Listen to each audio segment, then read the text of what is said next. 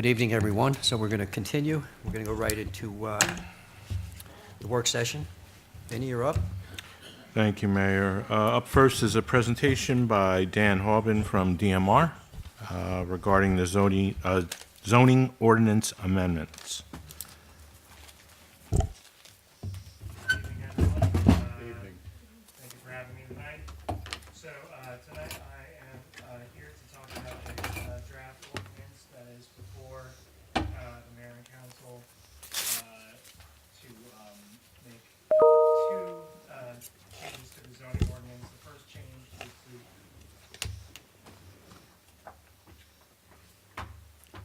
Thank you. The first change is to conditionally allow for commercial kitchens within the city, and the second change is to create a overlay zone called the R40 zone to make it easier for single-family dwellings, undersized single-family dwellings to expand without having to seek variances. So if you have the ordinance draft in front of you, there's three sections that can have the details of these changes. The first section provides for a definition for a commercial kitchen, which is really just an establishment that prepares food primarily for delivery directly to consumers. It's not intended to be a restaurant. It's not intended to be a catering facility. It's just to adapt to changes in how people are ordering in food. Maybe lift the mic. Sure. Not really. It's just meant to adapt to how people changes to consumption of delivery food. A commercial kitchen, as described in Section 2 of the draft ordinance, would only be permitted where restaurant establishments are already allowed, and there would be specific parking standards based upon the number of the size of the facility and the number of cooking appliances or stations where the meals are being prepared. The second, or I guess the third section of the ordinance is the creation of the R40 residential overlay zone, and the intention of this is to allow for existing undersized dwellings and dwellings on undersized lots to be able to expand without having to come before a planning board or zoning board for a variance. Specifically, the ordinance gives relief to properties that are wider than or larger than 4,000 square feet in areas where either single-family dwellings are no longer permitted. So you may recall that there was an overhaul a couple of years ago, and in business zones where single-family dwellings may have previously been permitted, they are no longer allowed. So this would give some relief to property owners in that zone, and in zones where the lot sizes are larger, 5,000 square feet or larger, these property owners whose lots are 4,000 feet or larger would have some relief to be able to expand their buildings. It specifically, you should have a map in front of you. It specifically would cover existing zones in the southeast part of town. It includes a B3, R2, R2B, and O zones, which are west of Hudson and east of the border with South Hackensack. No map.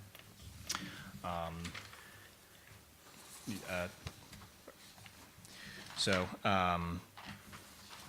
don't know if there's any questions on that. Yeah, Dan, I have a question on Sure. the, on Section 3. So it's a single-family home. Yeah, They're allowed to expand their residence, basically, correct? yes. What if it's because it's only for R40, correct? R40 is the name of the new overlay zone that's being created. So the overlay zone would cover a number of existing zones, including zones where residential isn't permitted anymore, but where people may have homes. So is any of that two-family? This is specifically targeting single family. So they can't expand to a two-family, two-family no, from this? not That's under okay. this ordinance. And I think, the reason we're doing this is in this particular part of town, over the years, from years and years and years ago, you were allowed to build a home on a 40 by 100 lot. So basically, the lot size was 4,000 square feet. where today we require everything in the city to be 5,000 square feet. Yep. So what's happening is, there's a lot of existing homes in this part of town, and only this part of town, and we looked at that. Right.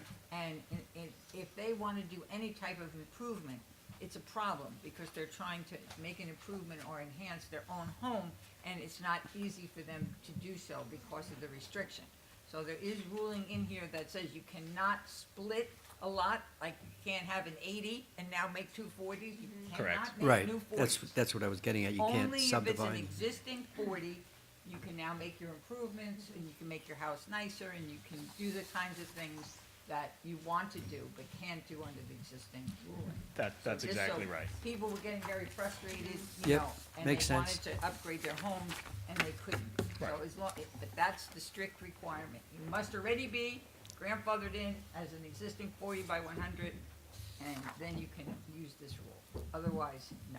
You Okay, got but I got a question. So if you got a house, right, and the lot is like maybe 40 or 50 by 100, or maybe 120, but then you got a lot that is 40 by 100, and it's, it's an empty lot, nobody's there. Can the person build one family house like in Lodi Street? In that Is it a zone, separate block and lot A number? separate lot. Is It's it a not- not- separate lot Yeah, and it's lot? separate. But there's not an existing house there. It's a house on the right-hand side. Is there a house on that lot? No, They're Yeah, not- the ordinance doesn't allow for new, no. for So constructing what are you new gonna do homes. with the lot? He's had it his whole life, right? This is to help folks that have an existing home, to enable them to do what they want to their home. They're used to living at 40 by 100. We don't want to hurt all of these people that have these homes, so we want to enable them to continue to do that. We're not going to create homes on new 40 by 100. They could apply for a variance though, right? They could, yeah, they Yeah. could go through the process, Yeah. Leo, yes, of course. We're saying this is now inherent in the process. But then you That- gotta spend the money for the lawyer and stuff. Well, like that's that. why we're trying to help all of these families here who are trying to do something. And it's an anomaly because we don't have this throughout the city, and we don't want to hurt Right. these family homeowners. So that's why we made this change. That's correct. But I don't think as a council, we want to add more of them, right? So that's why we changed it. Yeah, and that covers it very well. Thank you very much. but he could, on that, what he's talking about, his scenario, all right, so he owns a lot with his house is on, 4,000 square feet, and he owns another lot next to it. He could expand his house onto that other property, correct? Right, so you can consolidate your lots So you if can make a bigger if it's in a house. residential Just can't zone. build a separate house. I'm Yeah, gonna take you there, you Yeah. look at it, and then you let But me he know. could, no, but he Yeah, could still can. go to zoning and apply for it, Leo. It's Yeah, he just can go not for inherent variance. that he would get it without having to go through that process. That's, right. he wants Too to make small? a change, and to No, make you the don't wanna change- make any changes. Yeah, he It's wants an to build empty on lot. an empty lot. That's It's a an change. empty lot. Yeah, but that's a change, Leo. No, That's the he problem. gonna make it like, he gonna have like a separate lot. Are they adjacent to each other? Yeah. This lot is empty, Right, 40 by 100. yeah, but you can't build new on it. And I don't think, Leo, if It's we're talking empty. about the same property, I Yeah. don't think they're both 40 by 100. One's less and one's a No, little more. because you're gonna eat like this, but what happened is here, you got 3-car Which garage. one's coming out? Right. So you're gonna knock this down, and then They're we not can both have the 40 by 100. 100. He can go and we can help him in zoning and, or planning, wherever he has to go if he wants to do that. This is for folks that have an existing home, and we're trying to make it easy for them to modify or fix that. That's All right. Okay. Any other questions? None? Great. Thank you, All Dan. right, thanks, Dan. All right, next up is another presentation. This is by Mr. John Peters, the 2025 Main Street Business Alliance budget.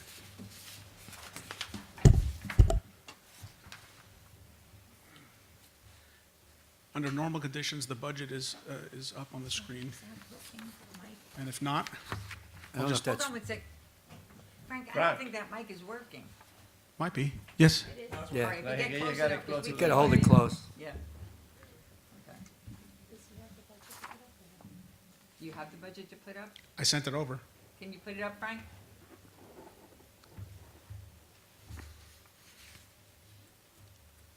I sent it to Allison, actually. Okay.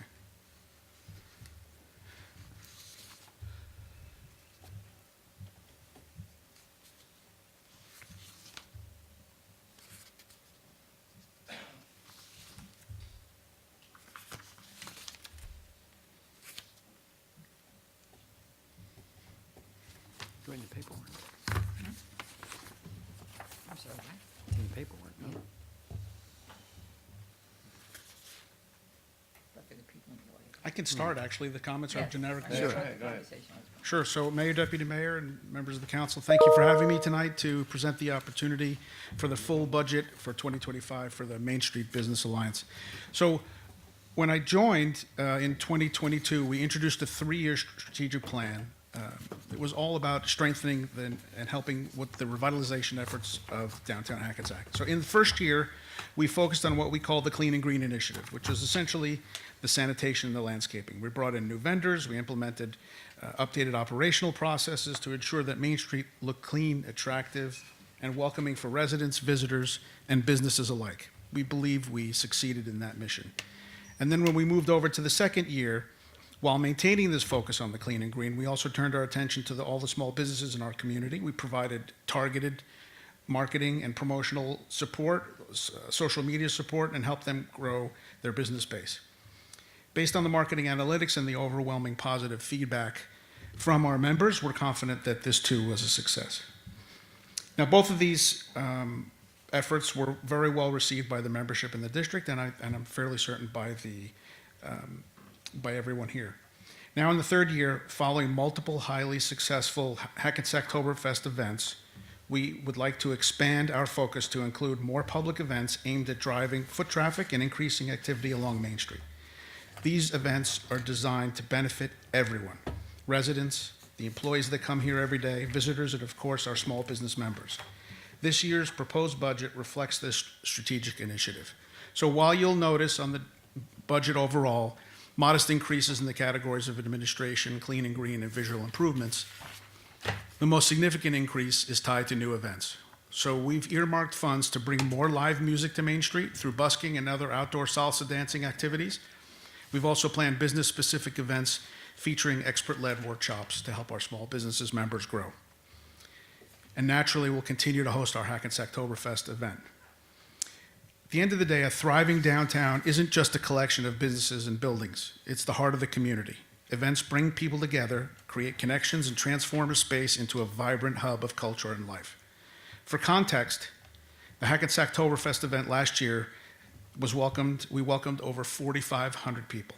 That's a 30% increase in the previous year, with a majority of that growth coming from residents, because of the systems we have, we can tell, who live within a mile of Atlantic Street Park.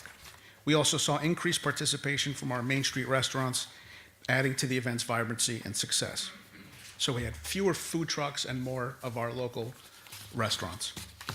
Now, in light of the increased spending on events, the Deputy Mayor recommended polling our property owners, who, as you know, fund our entire budget and govern the Special Improvement District. We conducted this poll similarly to how we run our annual elections, with an added option to submit response by fax. I'm very pleased to report that we received over 90% support to move forward. The results, however, the results are that the SID rate will go up from 0.160 in 2024 to 0.177. So for the sake of clarity, the MSBA budget is covering the costs of the additional events, and in the case of the new events, will also cover police, fire, etc. The entire board of directors of the Main Street Business Alliance, who are a mix of property owners and business owners, fully support this budget and believe that the 2025 event schedule will have a positive and meaningful impact on Hackensack. Thank you to the collaborative efforts with the city. Downtown Hackensack was recognized in 2024 as one of only 2 great downtowns by the New Jersey Planners Association. And with your continued support and partnership, we look forward to earning even more accolades, but not just from industry groups, but from people who live, work, and visit Hackensack every day. Finally, in my tenure as the executive director of MSBA, I have learned so much about this diverse city.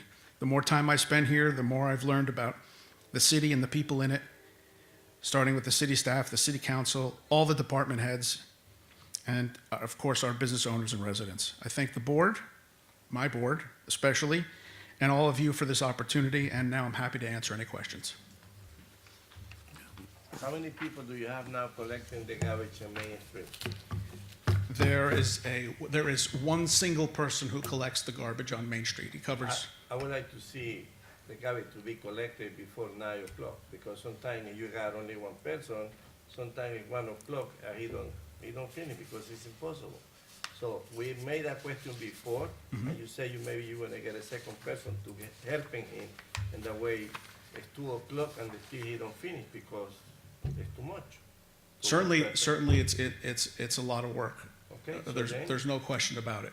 Okay, So we're, right now in the budget is $144,000 for garbage, and that's collection of every can. So it does take quite a bit of time, and I know at the time it does because, you take. know, if you are a resident and you're walking, and it's already 2 o'clock, 3 o'clock, and you see garbage can with garbage on the top, don't look good.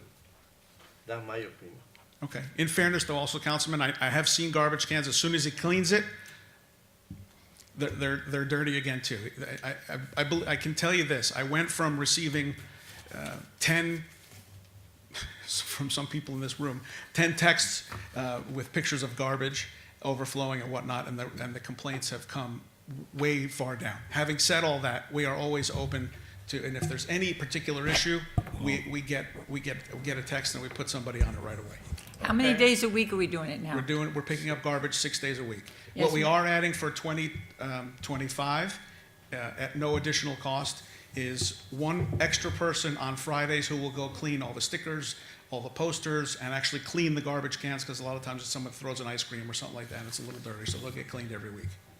I mean, it did help, Leo, when we were having really bad problems was when you're only doing 5 days a week, and that, and that was really a problem. Yeah. So I think the extra day did help. It would be nice, like, if the person that we employ, if he had somebody else and they both could do it at the same time, it wouldn't be any more work. It's just as, to answer Leo's question, one starts on the north end, one starts on the south end, and they meet in the middle. It would get done much quicker, so you wouldn't be seeing it for as long of a period of time. Maybe just a suggestion, if you could ask, is there any way they could do that? And that would help with what Leo is saying, is it's the amount of time that they're waiting to pick the trash up. That might And help. in the winter time, to try to remove the snow close to the meter, because it's difficult for the people to go to the To meter. climb it over, yeah, Right. yeah. We, do. That we have- happened this winter. That should be, the store owner should be doing it in front Yeah. of their stores, though, right? Well, I don't know, they have to coordinate. store We're owners talking do about the snow snow. when you Yeah, have so that hump. our guys don't do the snow. Yeah. Yeah. The store owner has. The store owner has That's to do something it. you have to work with the store owners. No trying to question, make- yeah, so, and we've spoken to many of them. Some of them are really great at it, some of them Yeah. are a little It's hit and miss. overzealous even with the salt, but it's actually, this year in particular was a very challenging year. Yeah, it was. I worked a lot with John, and thank you, John, and the board for working together. And as John said, when we had an increase, my suggestion was to make sure we had feedback from the people that pay this. And just for anyone who's watching and doesn't understand this, this is not standard taxpayer money. This is not residential taxpayer money. This entire budget is funded by the businesses on Main Street that participate in the Main Street Alliance. And the property So owners, this yes. money does not, any of this money does not come from the regular taxpayers of the town. But even so, I asked that they poll their people and make sure they were in favor, because basically, the only change to this budget really is adding new New events. entertainment and new events, which is important, I agree, but I wanted to make sure everyone agreed. So again, I'm happy to hear they do agree. Yeah. And just so the public is aware, the city does participate in the Oktoberfest funding. As far as DPW, police, fire, we do participate. Right. We were not prepared and are not prepared to participate in the new events. So that's why it's very clearly stated here. So any of the new events they added will be totally funded through the Absolutely. Alliance money. And their voters agreed that they wanted to do that, so that's their choice. And I thank you They've for been a saying good. for a while that they wanted more foot traffic, and they like this approach. And I thank you guys for working well together with the city, and I would recommend it to the rest of the council, but of course, ask your questions as you may. So Mike, it has nothing to do with that, it has to actually do with Oktoberfest. See, we know we ran into some issues there last year, and we've got a hill to climb to pull this off again. Right. So I would recommend that you work with Allison, with the ABC. Yes. To, try to make amends and fix, so we can, pull this off again, because, we're There pretty- will be some work that has to get done, Mayor. I've already Yeah. been in touch with Allison. Frankly, I reached out to Mike too, over at Uh-huh. Hackensack Brewing, just to see what information he was getting. Yeah. And I'm fully versed in what's happening, and I certainly believe it's definitely doable. There might Yeah. have to make a couple little tweaks, but Well, I'm it's thinking doable. they're gonna look to downsize on us, that's my concern. I think they were most concerned with perimeter and having overlapping breweries. So Right. we've came up, we even brainstormed it in today's board meeting. I think we've come up with a couple different solutions. We certainly have the opportunity and the ammunition to be able to talk to them and figure it out so that we Yeah, can make it happen. yeah. All right, but I wouldn't wait too long. No, there's October no will be question. right It's around right the around the corner. corner. Even if any of these new events are going to have alcohol involved, learn the lessons that we had to learn painfully through Oktoberfest, so No you doubt. can use the same criteria No going doubt. forward. Yes. Very good, thanks, John. Thank you very much. Thank you, John. Thank you. Thank you, John. Next. Up next, Jim Mangan, 2023 Audit and Corrective Action Plan. Thanks, Vinny. About 4 weeks ago, we received our 2023 annual audit. Let me just state from the beginning that the audit was late, substantially late. We should have received it much sooner than March. Similar to last year. Last year, we received the 2022 audit in March of 2024. That's problematic. I'll explain that in a second. But tonight at the business portion, there'll be 2 resolutions on the agenda. The first is the acceptance of the audit. As council members, you are required to at least read the section at the end of the audit on recommendations and comments, okay? And then you'll be asked to sign a group affidavit to that effect. So the first resolution would be accepting the audit. The second resolution would be accepting the corrective action plan that I draw up on how we intend to comply with the recommendations in the audit. Okay, the 2023 audit has 6 recommendations, down from 9 last year. However, this is what I was saying earlier, 3 of the recommendations are repeats from 2022 that we resolved in 2024. But because we resolved them in 2024, they existed in 2023. It's very unfair because Yeah. an audit is said to be the CFO's report card, you know? And for me, you know, it's like going into class and the teacher pulls a pop quiz on you on something that she never taught, you know? It's just not fair. But anyway, let me go through the 6 recommendations quickly because you have a big agenda tonight. The first one has to do with our developer's escrow. This has been an ongoing problem. Developer's escrow is massive.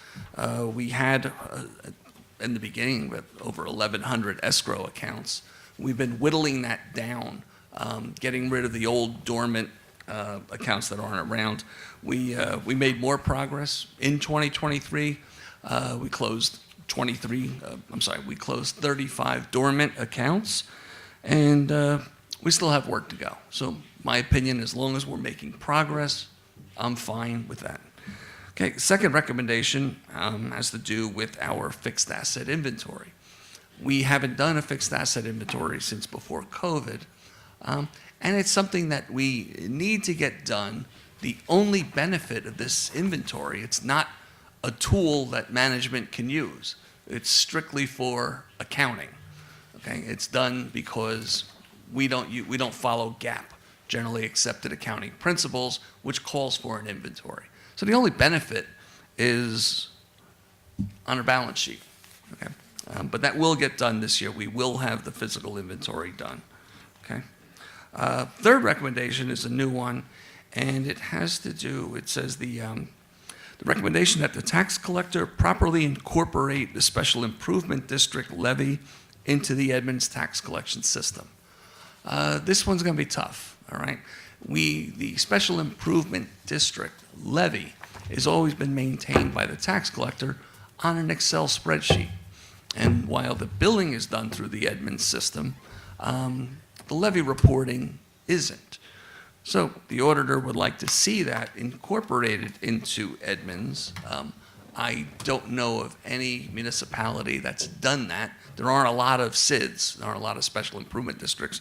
I'll have to try and find one, see what they did, and piggyback off of them. The final 3 audit recommendations, like I said, repeats from the prior year, having to do with recreation fees. The first was that the fees were not established by ordinance. The second one, that there were instances of fees being waived without proper authorization. And the third one was that a formal policy be adopted for economic hardships on recreation programs. All of this was all taken care of in the spring of 2024. So these three have already been implemented. Okay, that's about it for the corrective action plan. Like I said, it's not much, but if you have any questions, I'd be happy to entertain them. Questions? Thank you, Jim. Good job, You did a good Jim. job. Don't go anywhere. Yeah, We'll still give you a good grade, even though you think. Yeah, you give me a good grade, although this does. Yeah, we give you We a know good grade. those three were already fixed, so. Next, Jim, the financial plan for sewer separation. Okay, now, I've been meaning to give an update to the financial plan for the sewer separation for some time. But a lot of events have been happening, particularly in the last 2 weeks, where trying to hold off until there was more definitive answers. And a lot of that fell into place the last 2 weeks. All right, quickly, let me just back up and say that from the outset, we've always said that our sewer improvements, the separation of the combined sewers that Chris reports on every meeting, the non-combined sanitary sewer improvements, and all of the stormwater improvements. Okay? Well, just since 2019, we've appropriated $96 million in sewer work. Okay? And we said then, and it holds today, that we will not raise taxes for sewer improvements. It will be done within our existing debt service budget, which means we won't be increasing taxes to pay this off. Now, how does that happen? Okay, well, the financial plan is kind of complicated. I'm just going to touch on it quickly. A lot of it has to do with the iBank financing. In fact, there are technically 4 reasons why we're able to do this without raising taxes. First 3 related to the iBank. First, the iBank, when you finance, 3/4 of what you borrow is interest-free. Okay, that's a huge savings right there. The second one is that a couple of years ago, the iBank made a change. The local bond law says that when you do an improvement, when you pave a street, for instance, every improvement has a useful life defined by the local bond law. The useful life, for example, paving a street is 10 years. The debt has to be paid off within that 10 years. Okay? Problem with sewer separations and sewer work in general, but in this particular case, really sewer separation, the improvements last 100 years, 120 years? Don't know. It would be great if we could pay it off over 100 years, but we can't. General serial bonds are 20 years. So typically, we'd have to pay all this off within 20 years. Well, the iBank made a change and said for sewer separation projects, we're allowed to spread out the payments now over 40 years. Wow. And that's huge because, first of all, like I said, improvements last at least 100 years, okay? It would be great if we could spread it out over 100 years. That would be fair. 40 years was a big concession, and it's a big part of us being able to do this without raising taxes. The third part is the principal forgiveness. Spoken about this in the past. Principal forgiveness is similar to a grant, but not quite a grant. We borrow an amount of money. We do the project. When that particular project is done, well, actually, when we start on the project, we're awarded principal forgiveness, okay? And it's changed over the years. Changed again earlier this year. I'll get to that in a second. But principal forgiveness means if you borrowed $20 million and you're awarded $5 million in principal forgiveness, you only have to repay $15 million, okay? And they, like I said, they've upped the principal in forgiveness over the years. When we first started this, there was a $1 million cap, $1 million per year. Then the cap changed to $2 million per year. Then the cap changed to $5 million per project per year.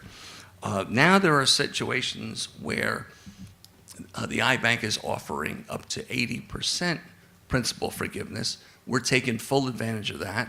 And even more recently, this was always on sewer separation projects.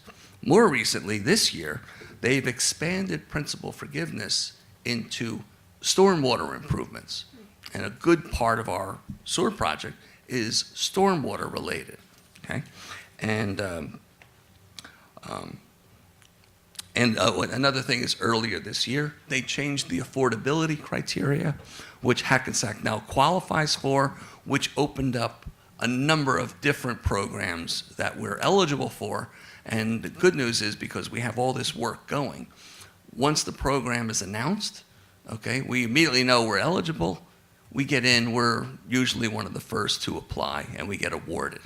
So, for example, one of the changes this year was that we'll receive 100% principal forgiveness for equipment related to stormwater improvements. So, we took the vac truck that we bought several years ago. We're going to buy another one, and we're going to pay for it, and then we're going to be reimbursed 100%, and other equipment like that. Okay.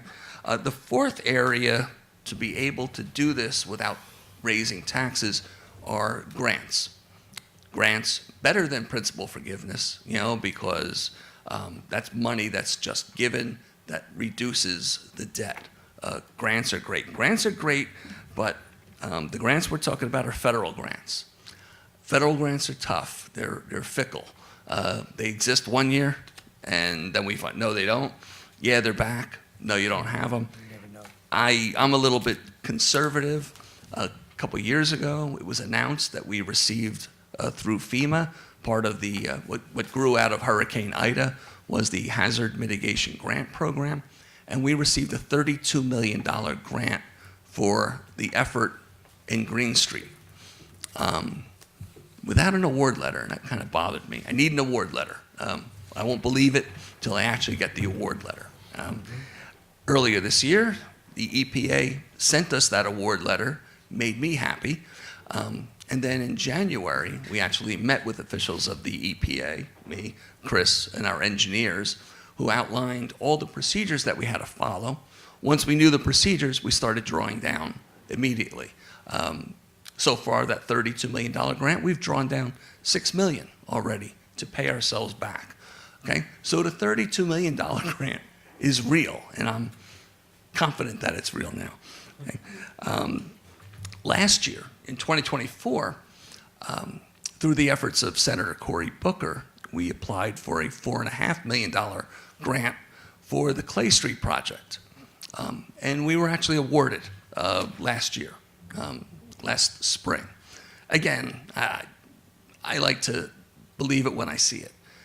But then what happened was, and this would be offered through, among other areas, it's the EPA, and it also is FEMA related, Federal Emergency Management Association.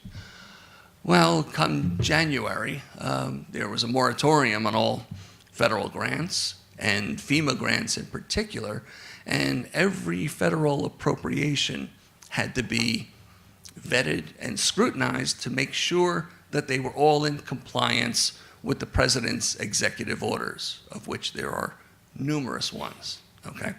Thought for sure that, that we were gonna lose the grant. And actually, yeah, you're gonna lose it. No, we're good, and that's pretty much how it went. 2 weeks ago, we received word from the EPA that, yes, it's still in there, and they said, you can now start drawing down on it if you want. Okay, well, knowing this history, we drew down the entire amount. Okay, so we received this $4.5 million EPA grant about 2 weeks ago. And as it turns out, that, that timing was perfect. In terms of the federal government, the federal government recently passed what's called the CR, which is the Continuing Resolution to Avoid the Government Shutdown. There was a compromise, between Democrats and Republicans. The compromise was that there would be massive spending cuts, and there were massive spending cuts. Municipalities in New Jersey lost $200 million worth of what are called earmarks. senators, congressmen put these items into the federal budget. Fortunately for us, ours came from Senator Booker, and our $4.5 million grant survived. Okay, we drew down on it immediately, so there's a $4.5 million grant that we got. Okay, so like I said earlier, the total project cost of $96 million is covered with $42 million of grants and principal forgiveness that we've already been awarded. Then there's another $25 million of principal forgiveness that we're eligible for. Good thing about principal forgiveness and where they're better than grants are that if you meet the criteria, you're eligible, you get it. Whereas grants, you have to meet the criteria, eligible, and then you're competing with everybody else for it.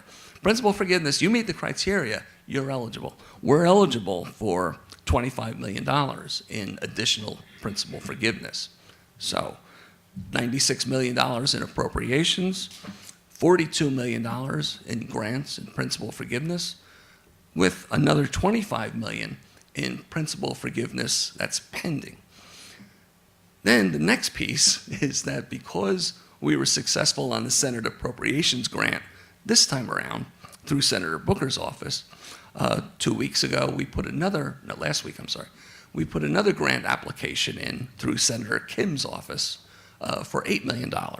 And this is Millennium working in conjunction, excuse me, Millennium working in conjunction with Suburban Engineers and Project Management. That grant application just went in last week. We're hopeful that if we don't see the $8 million, we'll at least see a good part of it. Okay. Other significant things with the changes in principal forgiveness, for example, the Clay Street West of Rail project, which is the final piece of the entire Clay Street project, and it's huge. When they changed the principal forgiveness criteria earlier this year, one piece of it, you're eligible for 100% principal forgiveness up to a maximum of $7 million. So what we're going to do is take our Clay Street project and break it into two pieces. First piece, $7 million, and we are eligible for principal forgiveness of $7 million. And then the second piece, don't know exactly yet what the dollar amount is, we will be eligible for the $5 million cap on principal forgiveness because it'll actually be considered another project. That's what's in the works. Just to give you another example, we have a project in Carver Park where we're going to put in underground storage for excess stormwater, okay, to help with the flooding problem around 2nd Street. That's a $1.4 million project. We received principal forgiveness of $1.4 million. So you understand what happens is we have to incur the debt, borrow the money, do the project. Once the project is done, when we do our permanent financing, that's when the principal forgiveness kicks in and we stop and we start paying it back. You know, people have said in the past that our debt has grown a lot, and it has. Infrastructure is expensive, okay? But once all of this principal forgiveness kicks in, and it will start, it started already, we're going to start seeing our debt level go down and down. For example, we got the $4.5 million grant 2 weeks ago. Automatically, our debt's reduced by $4.5 million. That's the beauty of grants. Okay, yep, that's pretty much everything. Threw an awful lot of data at you. The sheets that you have up there, there's a lot of numbers, and there's big numbers. But the point to remember is that the sewer separation projects going on throughout the city are very large. They're a significant quality of life issue, all right? And we are able to do it without raising any taxes. So hopefully I shed a little bit of light on how that is possible, because it doesn't seem like it could be, but it actually is. And that's been the plan since 2019. Okay, have any questions? Be happy to answer them. since I threw all this data at you. I just want to thank you, Jim. I know it's a lot of work, and it does seem impossible when you look at these Yeah. numbers to not. But read. it's not just me. You I know, know, this is I know, me, but this is it's- project management, lot. this is suburban engineering. Yeah. Fortunately, as they make changes to the program, we're right there, you Right. know? We've got projects going. Hey, this project fits this Yeah. criteria. That's what's Boom, nice, we're they're right on making it. progress. There is just so many Plug 'em in. improvements going on, and Yes. to see these numbers, it's eye-opening, and we Yeah. appreciate everyone's work. Yeah, and if I may add, I think it's helped that, we now have a relationship, especially in the state. When they were here, just talking about the three other towns locally, the two other towns locally and ourselves that are trying to do stormwater separation, sanitary separation from stormwater, we were the only ones that Right. really have stepped up and are doing it. And we're They're actually trying doing to it. get started, but they haven't. And I think it helps us to a certain extent that we have there's this two-way faith now, that they know we're really doing it. Mm-hmm. And I think that gives us the credibility that when we apply for some of this, that folks are seeing, hey, they've put their money where their mouth is. They're Exactly. going ahead and they're bonding, or they're putting up money for this. And, and we know we're going to be getting these awards. But I think that goes a long way. And again, that's thanks to everybody in the city that's worked on this, all the employees and the contractors and the engineering companies that have really come to terms to getting this done. to the See, extent and it I has. believe that's the exact reason why our project survived all of Yes. those federal cuts, because they see the commitment, they see that it's shovel-ready, they see that, okay, if we don't get the grant, we're doing the work anyway. Yes. As opposed to another municipality who Right. says, hey, look, let's get a grant, so we'll apply. Okay, what's the plan? Well, we don't really know it yet. Well, let's see if we get the grant first. Yes. Big difference between the two. Yes. And just for the public's knowledge, I think, talking about this 96 million, there's two big pieces. There's a couple other little things in here. I see Carver Park, Polyfly Park, procurement and equipment. But, the two big pieces that were identified here in the city as first to attack, that were the number one problems as far as flooding and sanitary backups into homes, were the Clay Street area Street.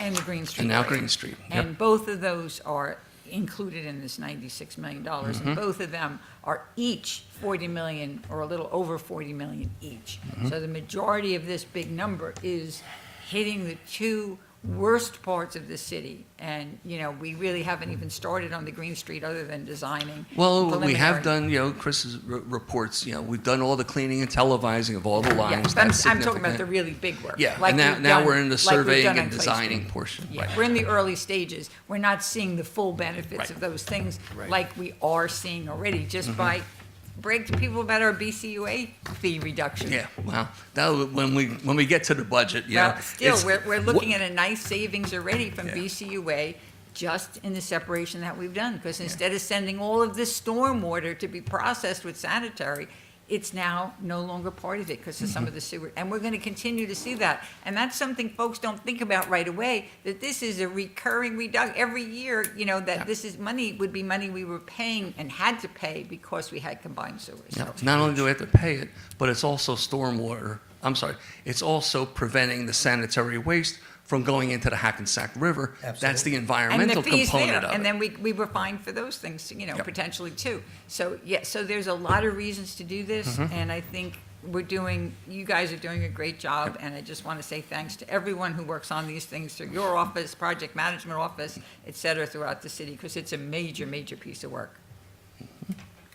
Thank you, Jim. And since I don't have any phone call lately about flooding or different kind of problems, it's because the system is working. Yeah. Whatever we are doing is working, because now when we're gonna finish Verdan, Berry, Stanley, all the streets are gonna be connected to railroad, right? Right, well, Yeah. remember, the biggest piece of that, there are two components. East side of the rail, west side of the Yeah, rail. the other side. East side of the rail is done, we start working at the west side. When those two are connected, the people in that area they've already seen relief. They But say when the those two people are now gonna be connected, better. yep, be like a promontory point, with the Union Pacific Railroad. And when not they only meet. that, but now in April, when they're gonna open the asphalt factories, they're gonna start producing the asphalt, then they're gonna pay the whole 9 yards, and the city gonna look much better. Yep. And people still complain a little bit about the flooding, and just to address, just to see how this has helped. I mean, when you have these phenomenal downpours that unfortunately we've seen. That's recent too. There's going to be, some water that's going to accumulate. The key that this is working is prior to that, wherever we had this, it would be days before that water would recede. And now, if we do get any water in the streets, by the next day it's gone. Which is showing that all the box culverts we're putting in that are slowly releasing more. All of those things. We've got the new outfall down at Fashini Park. The new outfalls. The idea of that was to handle all of the stormwater that's no longer pooling in the streets. Right, exactly. So Yeah, there's so many before we're reasons. Fushini Lake. Lake Fashini, that's right. Yeah, Lake Fashini. Fushini Lake. Great job, Jim, thank you, appreciate it, Okay. as usual. Jerry, Thanks, Jim. I'm gonna say something. Do you have anything, Jeff? Okay. Next up, discussion regarding, there's an ordinance on tonight to increase the recreation summer camp fees for theater camp only. Just the theater camp is going up because it's one of the most expensive parts of the camp that we hold every year, and it's the most popular.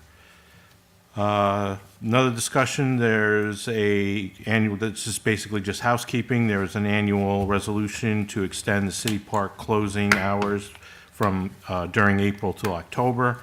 That's a housekeeping item. And then last but not least, I'll call up Chris Wheaton, our city engineer, for a presentation regarding the CSO and construction projects update. Thank you, City Manager. Good evening, everybody. Evening. Jumping into our major construction projects.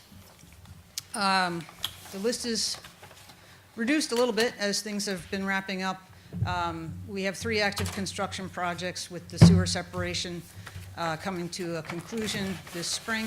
Polyfly Park is also wrapping up shortly. We are just getting started on the Johnson Park Fieldhouse contract, and we are soon to start the items listed as bid items. Fashini Park is going to be starting in July.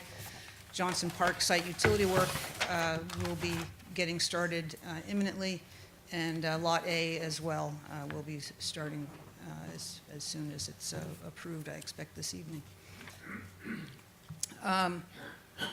This plan of the city's CSO separation project, or combined sewer separation projects, has been updated. I apologize, it seems to have gotten a little harder to read.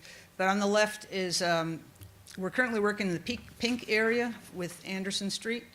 And soon we will be moving to bid on the West of Rail contract. And as our Chief Financial Officer Jim Mangan just mentioned, the West of Rail contract has now been broken into 2 projects to maximize the opportunity for principal forgiveness for those projects. So the first one will be 14 acres of separation, and then followed the year after with another 21 acres of separated stormwater.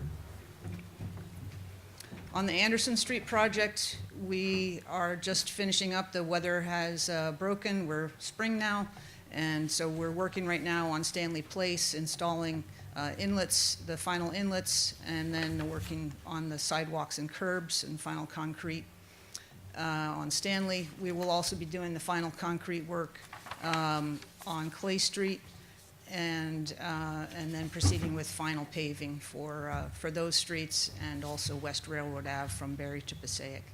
And following that, we'll have complete site restoration with seeding and planting. Another sewer repair project is the rehab of Jefferson Street pipe, and we have just completed last week about 700 linear feet of cured in place pipe, which is a trenchless method.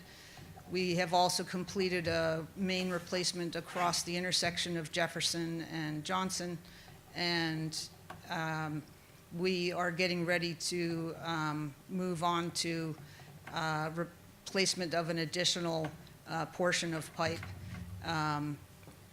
that as we have TV'd it recently, it was revealed that it won't be suitable for the cured-in-place method. So we're anticipating a change order on that item. We are also in design, as we've discussed previously, for the East Kennedy stormwater pump station improvements, which includes new large pumps, new small pumps, and rehab of the bar screens that remove floatables and debris from the stormwater entering the station. In parks, we are finishing up this week the Polyfly Park drainage project.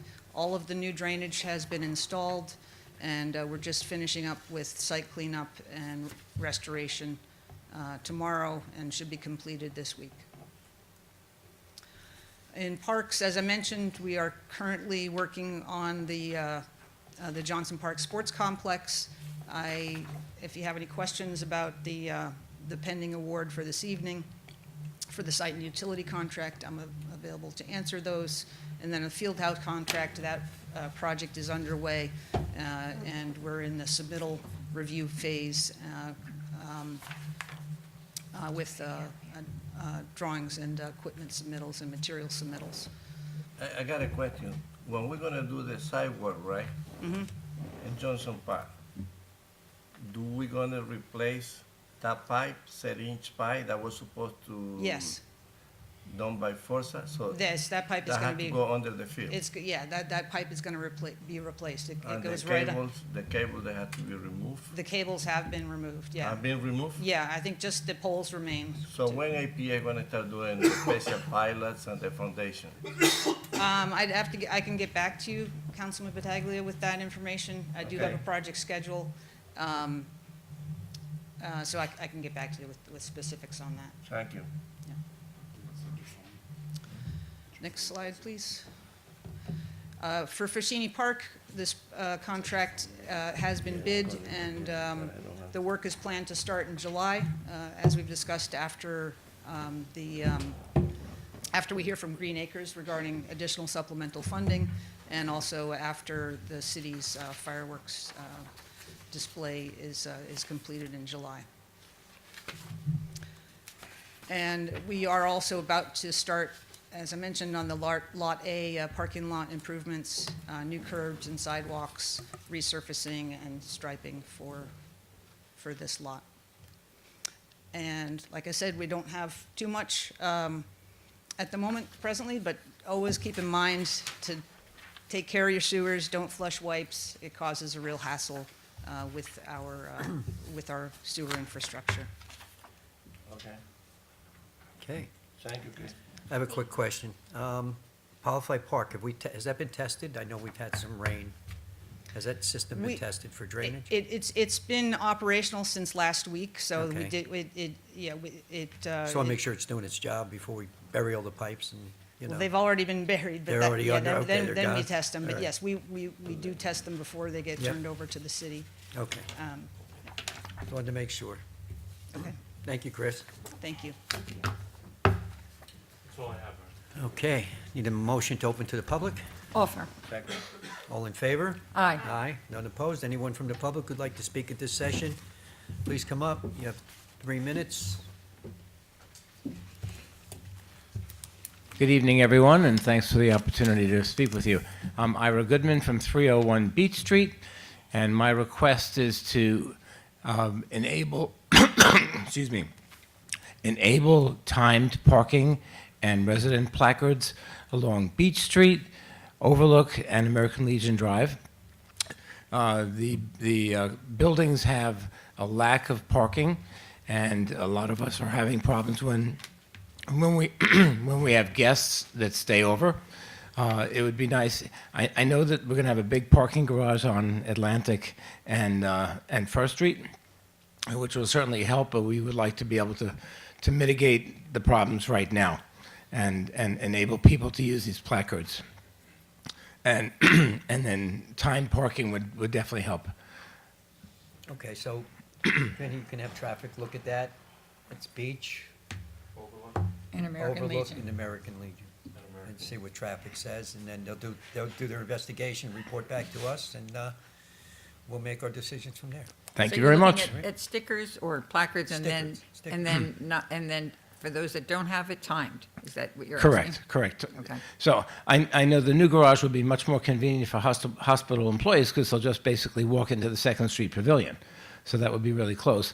But in the meantime, for those employees that still park on the streets, timed parking would prevent them from doing that. Right, right, So it's both, it's placards and timed parking, yeah. yeah. Thank you. Thanks, Ira. Have a good night.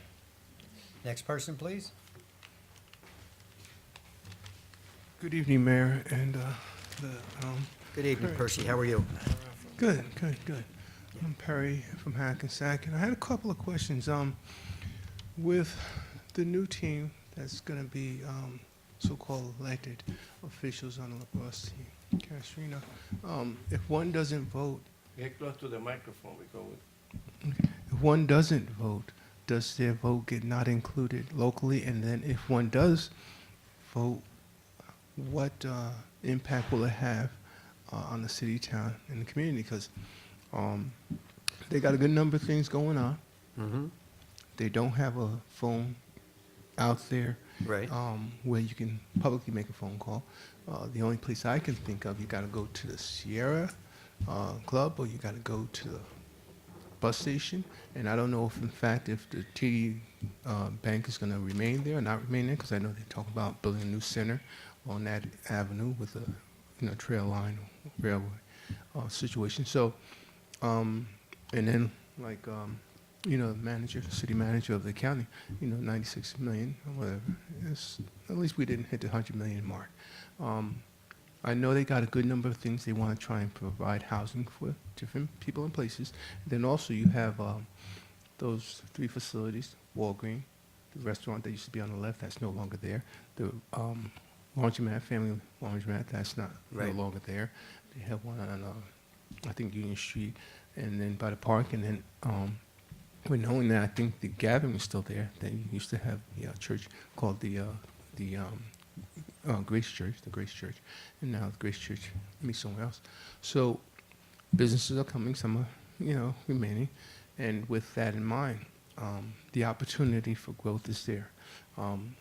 You have many realties from Cold Wall, White Shirt, Remax, a list goes on, and money is a necessity. The workers, they're going to be put in proper place. If my vote isn't included, if my vote sustains itself from the election, like they say, the world won't stop. It'll just keep going around a circle, circular pattern. Will those who need the necessity, because that which the city manager was saying, somewhere along the line that could be paid, even if not at the end, for that which you're talking about with whatever is, necessity to being paid through whatever branch of people. You got the parks, that's a good idea. The trees, that's a good idea. Nature is important. Sometimes they have 4th of July, sometimes you got to get things in place. Time for the, give themselves a rest, the officers. Having the housing, having the housing finish for the up, Percy. homeless, having the housing for the homeless helps, but with no way to possibly call a potential employee, that makes it difficult to know where do we go from here.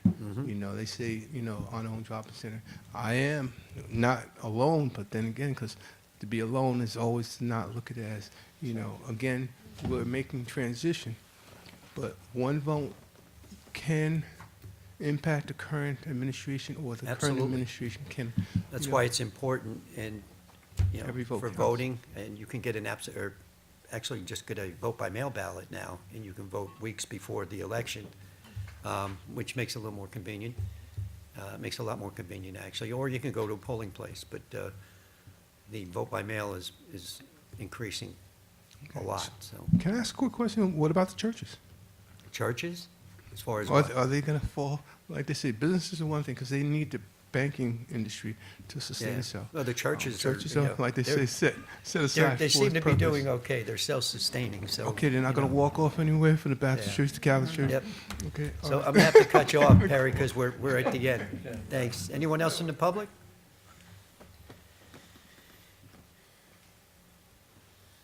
Mr. Marcassani, how are you?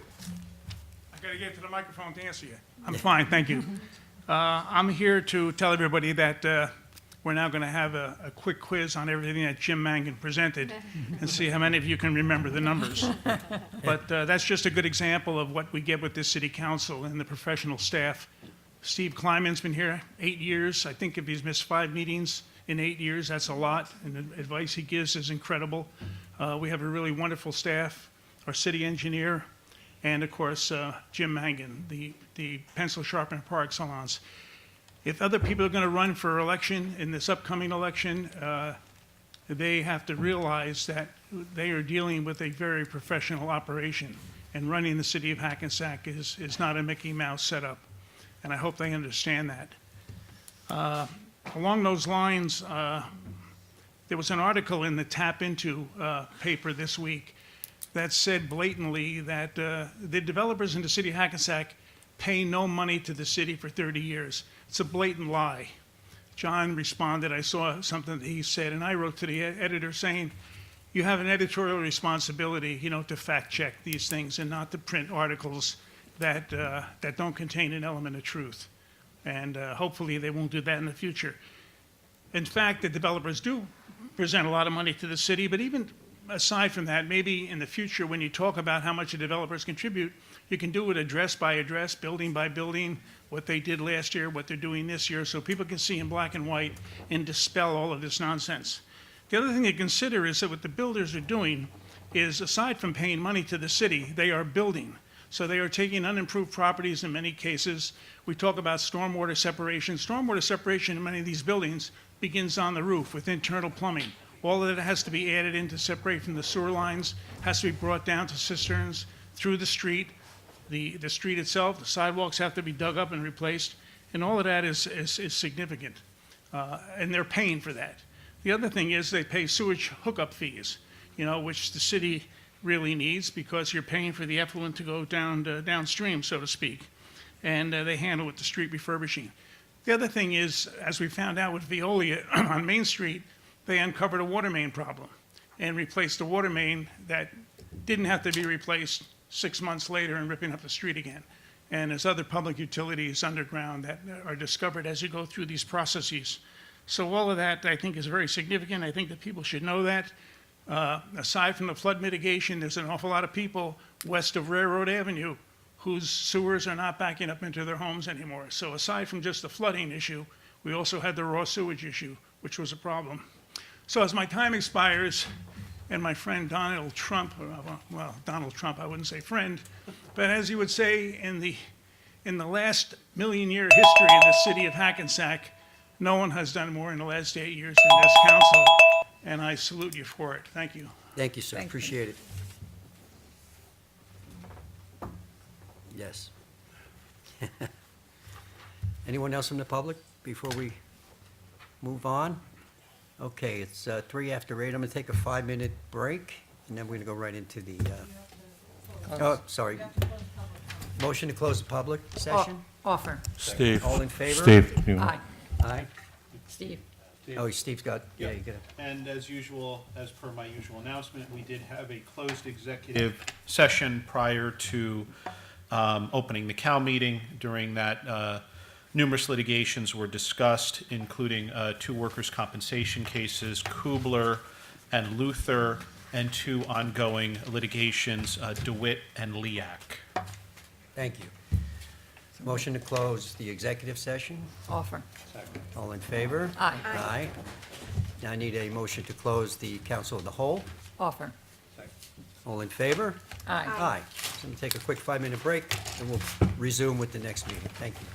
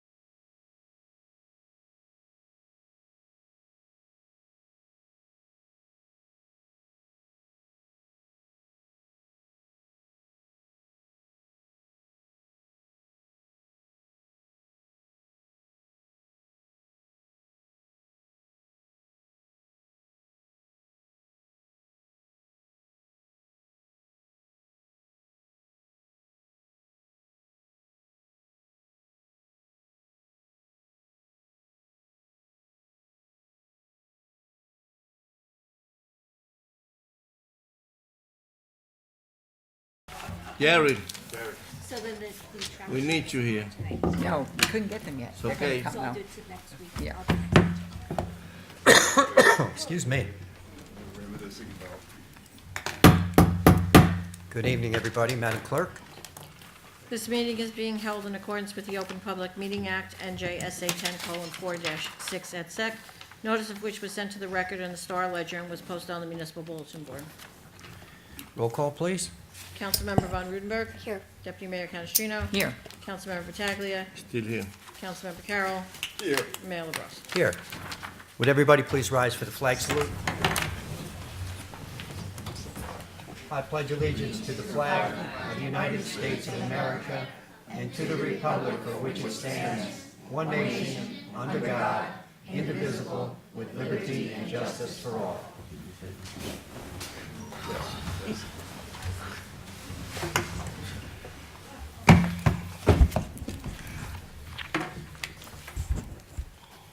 Okay. So with that, we'll go, first thing we have is some proclamations and presentations, special night. So.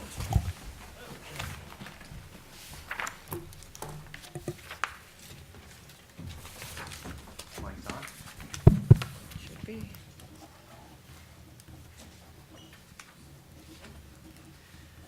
So Julia, would you please come up?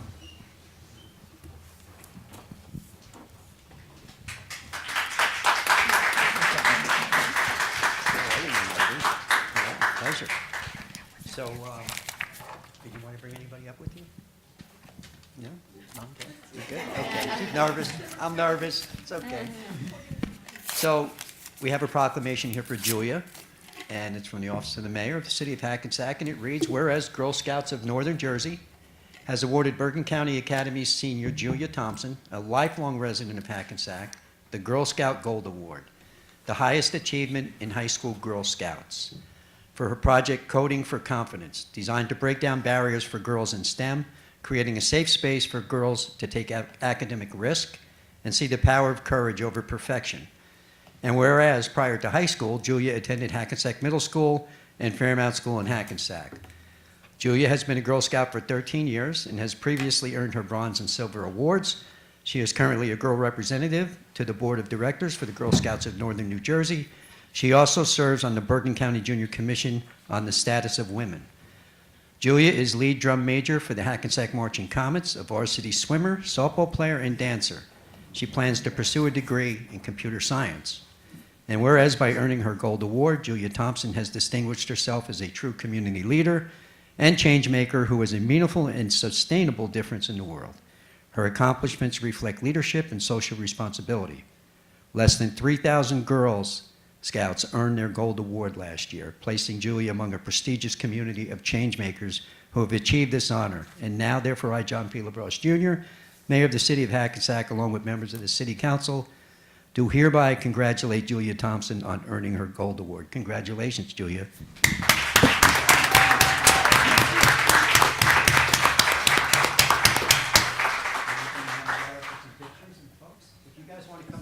You want to come up and take some pictures, that would be perfect.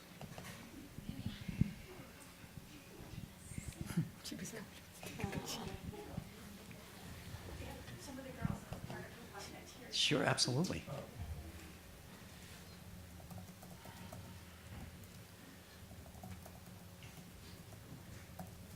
That was nice of your friends to come too.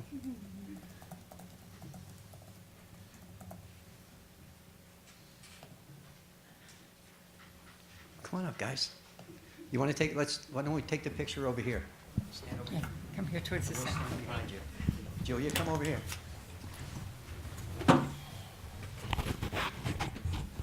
You girls stand in the front and I'll stand behind you. Go ahead. And how nice during Women's History Month to have a lovely group of women here and honoring their achievements. Perfect timing, girls.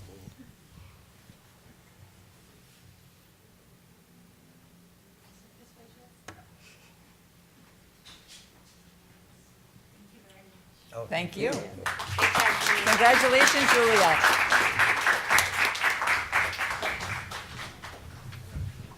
Okay.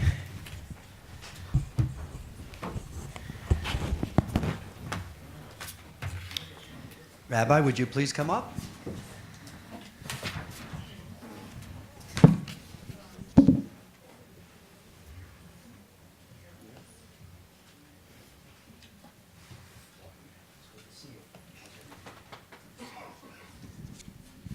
So tonight we have a proclamation which I'm presenting to the good rabbi here, and it reads, whereas April 9th, 2025 will mark 123 years since Rabbi Menachem, am I saying that right? Close enough. Is he here? No, can't be here. No. He'd be pretty old. Yes. Schneerson, both the global spiritual leader and tireless advocate for youth around the world, emphasized the importance of education and good character. And whereas this year begins the celebration of the 75th anniversary of his leadership of the Chabad Lubavitch movement, Chabad is an acronym of 3 words for wisdom, understanding, and knowledge. The name Lubavitch comes from the city which served as the movement's headquarters for over a century and means city of love. Love of wisdom, love of fellow man, and love of our Creator have guided the Chabad Lubavitch movement throughout its history and are the essence of education at its best and should be passed along to all young people. And whereas in recognition of the rabbi's outstanding and lasting contributions, Congress has established his birth date as a national day to raise awareness that even a single positive act of an individual can change the world. And whereas the character of our young people is strengthened by serving a cause greater than self and by the anchor of virtues, including courage and compassion, by instilling a spirit of service in our children, we create a more optimistic future for them.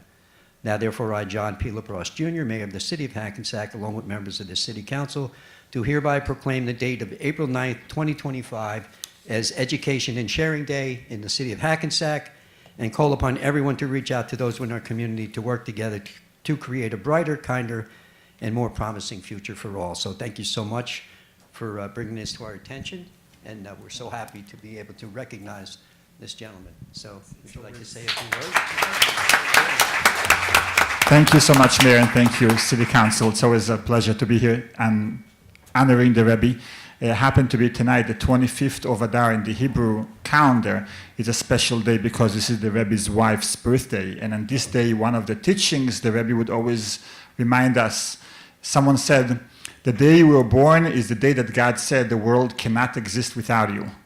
And the Rebbe would always say, take a moment to remember your birthday because this is the day that God gave you the gift and the uniqueness. Because, you know, even before you were born, you're still a person, you still have your abilities, you still have food, you're eating, you're drinking, but you're part of your mom.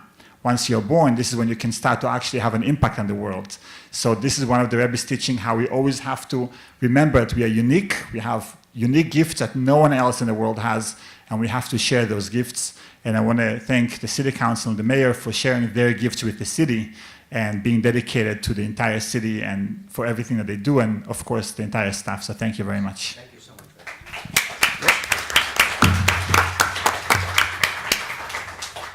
I can read this. Yeah.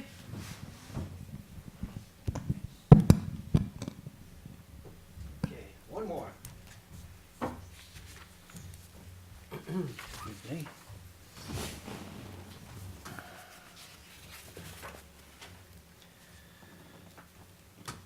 So last but not least, as you know, we're celebrating Women's History Month. So whereas during Women's History Month, we celebrate the countless women whose courage and resolve have contributed to the character and success of our nation and the entire world. And whereas women have played and continue to play a critical economic, cultural, and social role by providing a significant portion of the labor force working inside and outside of the home. And whereas women have been leaders not only in securing their own rights of suffrage and equal opportunity, but in upholding movements such as civil rights, emancipation, abolition, and labor unions for liberty, freedom, and justice for all. And whereas women were particularly important in the establishment of early charitable, philanthropic, and cultural institutions to promote the welfare of others and by providing the majority of the volunteers. And whereas women continue to strengthen and enrich our society by helping children to recognize the value of learning, as well as the importance of self-respect, personal responsibility, and respect and concern for others. Now, therefore, I, John P. LaProsse, Jr., Mayor of the City of Hackensack, along with members of the Hackensack City Council, do hereby recognize March as Women's History Month. So thank you to all you women, and congratulations. And we have a few more days to celebrate Women's History Month. Tomorrow night, I think the city manager's going to bring that up, but I'll let I him think it's announce worth that. mentioning, I'd like to jump All right. in. You know, Go ahead. Women's History Month, the city is honoring, especially for our Girl Scout Trailblazers here tonight. Tomorrow night, we're having at the Hackensack, the Performing Arts Center, from 6 o'clock to 8 o'clock. We're having an open table discussion with some women who have made significant strides in their career and significant contributions to the city itself.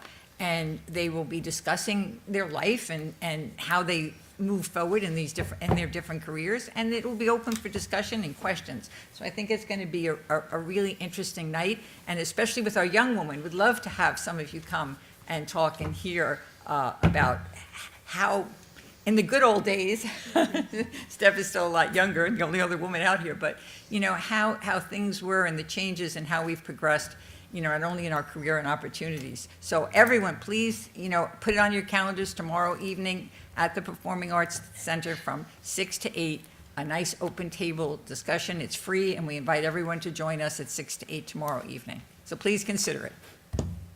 Thank you. So I'm going to again take like a short intermission, so those who want to leave can leave. We thank you for coming tonight. It was a great night. Congratulations on the proclamations that were given out tonight. Thank you for coming.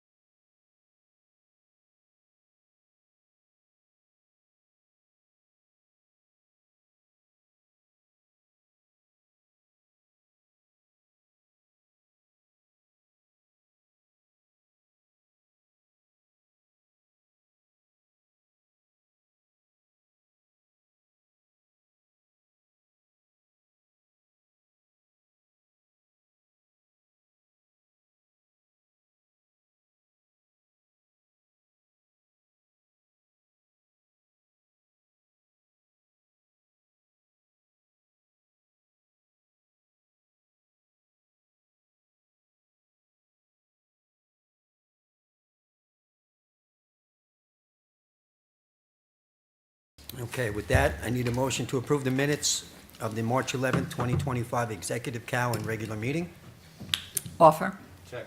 All in favor? Aye. Aye. None opposed. With that, we'll go to the manager's report. Thank you, Mayor. The city's annual Easter egg hunt will be held Tuesday, April 15th at Johnson Park. This is a free event. 1-year-olds through pre-K begin at 4 p.m. and kindergarten through 4th grade begin at 4:30 p.m. Summer camp registration opens April 1st. Camps include theater camp, playground camp, adventure camp, and extended day camp. Space is limited, so be sure to register early. In recognition of Women's History Month, the city will be hosting an event at the Hackensack on Wednesday, March 26th from 6 p.m. to 8 p.m. Breaking barriers and building bridges is a roundtable discussion with women leaders of Bergen County. The 2024 City Manager's Year-End Report is posted on the City of Hackensack website, homepage under Files and Links.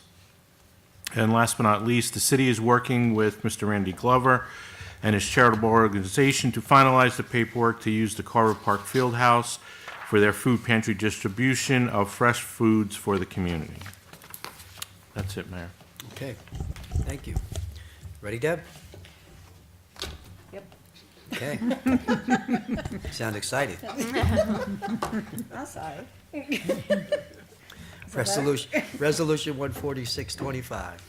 This is a resolution for final adoption of ordinance number 10-2025, an ordinance to amend Chapter 35 of the Code of the City of Hackensack Records Public to establish a new section 35-12 entitled City Buildings, Restricted Areas to Safeguard Records. This ordinance has been published according to law and now calls for a public hearing. I need a motion to open to the public, please. Offer. Second. All in favor? Aye. Aye, none opposed. Anybody from the public who'd like to speak to this ordinance and this ordinance only, please come forward. Seeing no members of the public, motion to close. Offer. Second. All in favor? Aye. Aye. Need a motion to adopt the ordinance? Offer. Second. All in favor? Aye. Aye, none opposed. Be resolved by the City Council of the City of Hackensack County of Bergen and State of New Jersey that ordinance number 10-2025 has passed its second and final reading and is hereby adopted. Thank you. Resolution 147-25. This is a resolution for final adoption of ordinance number 11-2025, an ordinance to amend Chapter 170 of the Code of the City of Hackensack Vehicles and Traffic, prohibiting parallel parking opposite to the direction of traffic in 170-6. This ordinance has been published according to law and now calls for a public hearing. Motion to open to the public, please. Offer. Second. All in favor? Aye. Aye, none opposed. Anyone who'd like to speak to this ordinance and this ordinance only, please come forward. Seeing no members of the public, motion to close. Offer. Second. All in favor? Aye. Need a motion to adopt the ordinance, please. Offer. Second. All in favor? Aye. Aye, none opposed. Be it resolved by the City Council of the City of Hackensack County of Bergen and State of New Jersey that ordinance number 11-2025 has passed its second and final reading and is hereby adopted. Thank you. Resolution 148-25. It's a resolution for final adoption of ordinance number 12-2025, an ordinance adopting the former Sears Site redevelopment plan within the former Sears Site redevelopment plan area consisting of Block 405, Lot 3. This ordinance has been published according to law and now calls for a public hearing. Need a motion to open to the public. Offer. Second. All in favor? Aye. Aye. Hearing none opposed. Anybody from the public who'd like to speak to this ordinance and this ordinance only, please come forward. Seeing no members of the public, motion to close. Offer. Second. All in favor? Aye. Aye, none opposed. Motion to adopt the ordinance. Offer. Second. All in favor? Aye. Aye, none opposed. Be resolved by the City Council of the City of Hackensack County of Bergen and State of New Jersey that ordinance number 12-2025 has passed its second and final reading and is hereby adopted. Thank you. Resolution 149-25. This is a resolution for final adoption of ordinance number 13-2025, an ordinance amending the 132-148 Main Street redevelopment plan for the redevelopment area consisting of Lot 302, lots 1, 2, and 27. This ordinance has been published according to law and now calls for a public hearing. Need a motion to open to the public, please. Offer. Second. All in favor? Aye. Aye, none opposed. Anyone from the public who'd like to speak to this ordinance and this ordinance only, please come forward. Seeing no members of the public, motion to close. Offer. Second. All in favor? Aye. Aye. None opposed. Motion to adopt this ordinance. Offer. Second. All in favor? Aye. Aye. None opposed. Be resolved by the City Council of the City of Hackensack County of Bergen and State of New Jersey that ordinance number 13-2025 has passed its second and final reading and is hereby adopted. Thank you. Resolution 150-25. This is a resolution for the introduction of ordinance number 14-2025, an ordinance to amend Chapter 107 of the Code of the City of Hackensack License and Permits to update summer theater camp fee. Need a motion to introduce this ordinance? Offer. Second. All in favor? Aye. Aye. None opposed? Be it resolved that the above ordinance being ordinance 14-2025 is introduced, is now passed on first reading, and that said ordinance shall be considered for final passage at a meeting to be held on April 8, 2025, at 8:00 p.m. or as soon thereafter as the matter can be reached at the regular meeting place of the City Council. And at such time and place, all persons interested be given an opportunity to be heard concerning said ordinance, and that the city clerk be and she is hereby authorized and directed to publish said ordinance according to law, with a notice of its introduction and passage on first reading, and of the time and place when and where said ordinance will be further considered for final passage. Thank you. Resolution 151-25. This is a resolution for the introduction of ordinance number 15-2025, an ordinance to amend Chapter 175 of the Code of the City of Hackensack zoning in order to amend and update certain definitions and provisions contained therein. Need a motion to introduce this ordinance? Offer. Second. All in favor? Aye. Aye. Hearing none opposed? Be it resolved that the above ordinance being ordinance 15-2025 is introduced, does now pass on first reading, and that said ordinance shall be considered for final passage at a meeting to be held on April 22nd, 2025, at 8:00 p.m., or as soon thereafter as the matter can be reached at the regular meeting place of the City Council, and at such time and place all persons interested be given an opportunity to be heard concerning said ordinance, and that the city clerk be and she is hereby authorized and directed to publish said ordinance according to law with a notice of its introduction and passage on first reading, and of the time and place when and where said ordinance will be further considered for final passage. Thank you. Resolution 152-25. This is a resolution for the introduction of ordinance number 16-2025, an ordinance of the City of Hackensack authorizing the transfer of city-owned property identified as a portion of Block 312, Lot 21 on the city's tax assessment map to the Hackensack Public Library pursuant to NJSA 40A:12-13B1. Thank you. 153-20. You need a motion? Sorry, need a motion. Offer. Second. All in favor? Aye. Aye. None opposed. Sorry.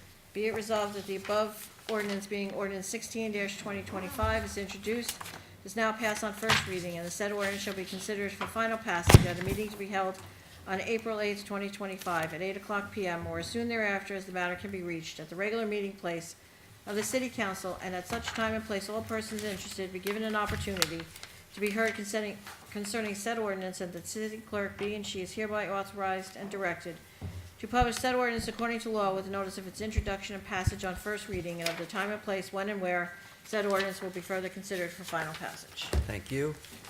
Resolution 153-25. This is a resolution authorizing tax refunds for state board judgments and duplicate payments. Need a motion, please. Offer. Second.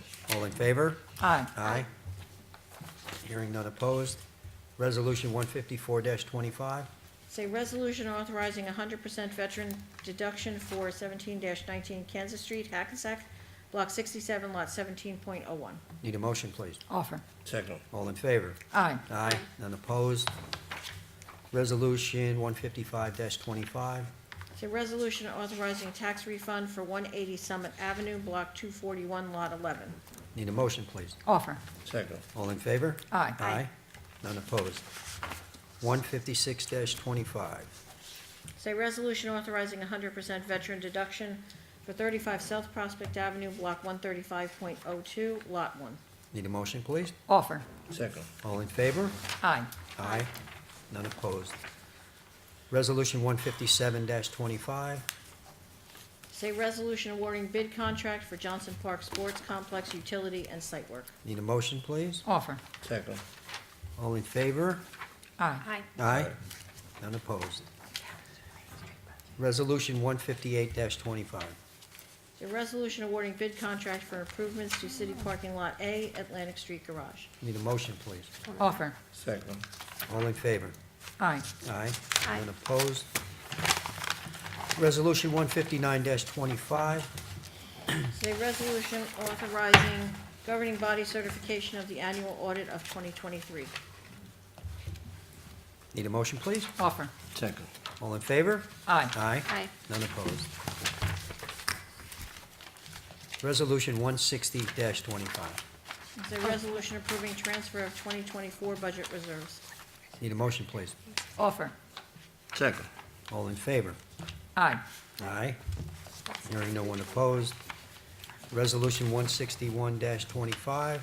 It's a resolution awarding contract to HQW Architects for municipal court bulletproof glass project. Need a motion, please? Offer. Second. All in favor? Aye. Aye. Hearing none opposed. 162-25. It's a resolution authorizing award of co-op contract for the purchase of a Caterpillar Model 938 wheel loader for the Department of Public Works. Need a motion, please? Offer. Second. All in favor? Aye. Aye. Hearing none opposed. And Resolution 164-25. Or, I'm sorry, 63. 163-25.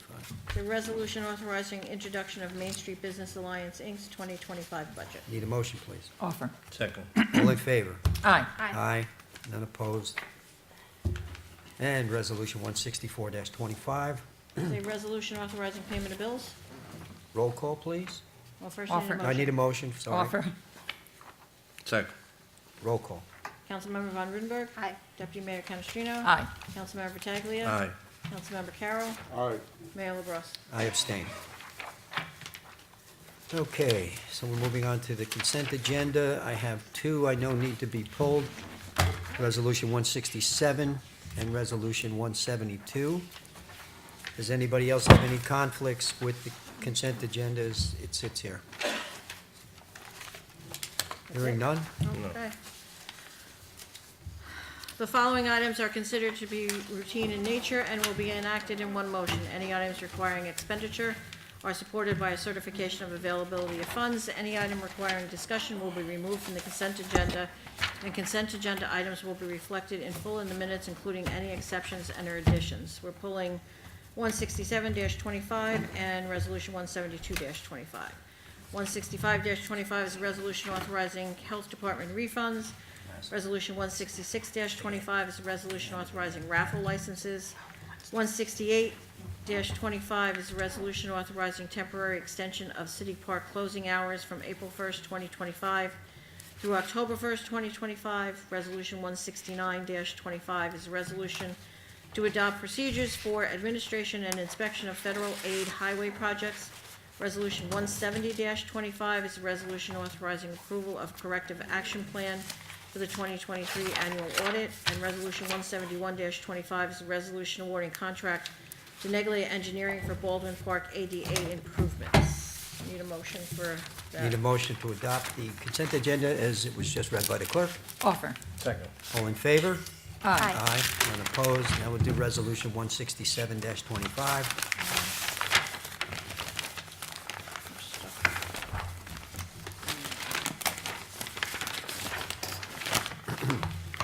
Okay, 167-25 is a resolution authorizing leave of absence without pay for Michael O'Neill, a police officer. Okay, need a motion? Offer. Roll call? Councilmember Von Rudenberg. Aye. Deputy Mayor Canestrino. Aye. Councilmember Carroll. Oh, you're not Carol, you're Battaglia. I gonna be off on that one? Or what? No, What's he doing? but you said It's- Carol. Yeah, well, it's, the box was set up wrong. Okay. So, Okay. Councilmember Battaglia, Aye. Councilmember Carroll, Abstain. Mayor LaBrus. Aye. They got it wrong there. What happens when somebody else does a resolution? And the last resolution that was pulled was 172-25, which is a resolution authorizing revision and a 30-day extension of employment agreement for Police Director Raymond Gaddetti. Yeah, and I just want to add for the record and transparency, this was added following the closed session today when we were talking about ongoing litigation involving the city of Hackensack. You need a motion. Need a motion? Second. Roll call. Councilmember Von Rudenberg. Aye. Deputy Mayor Canestrino. Aye. This box is also wrong. Councilmember Pataglia. Aye. Councilmember Carroll. Abstain. Mayor LaBrus. Aye. Okay, that's it. Okay, good catch. Very good. Okay. Mr. Battaglia, Councilman Battaglia is going to be leaving us, all right, for personal reasons. So we'll continue with the four of us. Okay, sorry. With that, I need a motion to open to the public, please. Offer. Second. All in favor? Aye. Aye, none opposed. Anyone from the public who'd like to speak? Please come forward, give your name to the clerk, and you will have 3 minutes.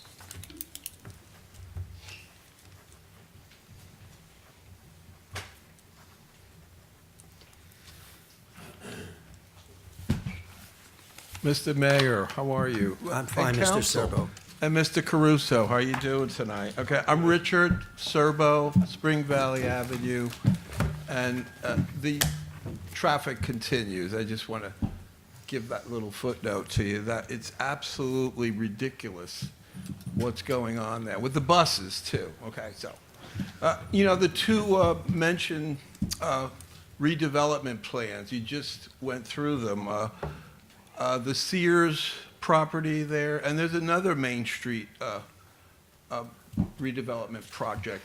It was under the, okay, there's two of them, There were right? two on tonight, Okay, so what- 132 Main and the Sears property both. Okay, yeah. Okay, so what were the, I know you don't like the word giveaways, but what were the tax abatements on those properties this time around? You know, what are they? Are they? Deb, could you stop his clock so I can answer him, in case he has other, you want me No, to answer Frank- now, or you want to wait till you speak? All right, I don't want you Frank, going into a, you It's know. stopped. No, I'll be very quick. A I'll be very tirade quick. or something. Go ahead. These are both redevelopment plans, All so right. there's no financial discussions yet. This is one of the very first steps. All right, so there's nothing yet. There's no. There's no financial agreement yet, no. Okay, very good. But we want to know when it is. And you will. Okay, thank you. Also, I saw Mr. Mangan in the crowd, and you know, that was kind of a, you know, really difficult financial nomenclature we listened to, and it's confusing to say the least about financial numbers. And so he said there's a portion of lay language that we could read somehow and maybe have it explained. The auditing, I'm talking about the audit for the all the spending. It's just, you know, who oversees these things? I mean, it's an outside auditing firm too, right? I mean, Yes. okay, so it just seems, wow, okay, it's a lot of money. Is it accounted for? Where is it going? Is it all legit? You know, I'm just confused by that, okay? And so we need some clarification on it. So he said it'll be posted soon on the financial page, and there's a section that we could read that may explain it all, or give a little explanation anyway, okay? And, okay? Is that fair to say? Jim always does a great job of explaining, whether it's a PowerPoint presentation or, you know, he always puts it into a form that most people can easily Okay, understand. so that's it for me. The projects on Main Street, what are going to be the giveaways? That'll come later, because that Yeah, comes, the auditing, this auditing now, Right. Which is happening. that's mandatory every year. We do that every year, by the way. Okay, and that's the approximately $150 million, okay, isn't it? To run Hackensack? I think it's around that. It's It's up there. something like that. Jim, 130? 130, okay, wow, that's a $20 million Just difference saved right $20 there. million. Okay. Thank And you. you saved another 10 because $10 million last year was received by the payment in lieu of taxes or We're, the pilot program. yeah, just like 10 that, million right off, another 10 million right off the top, just like that. just like that. It's Okay. wonderful, Thank you very wonderful. Next person, please.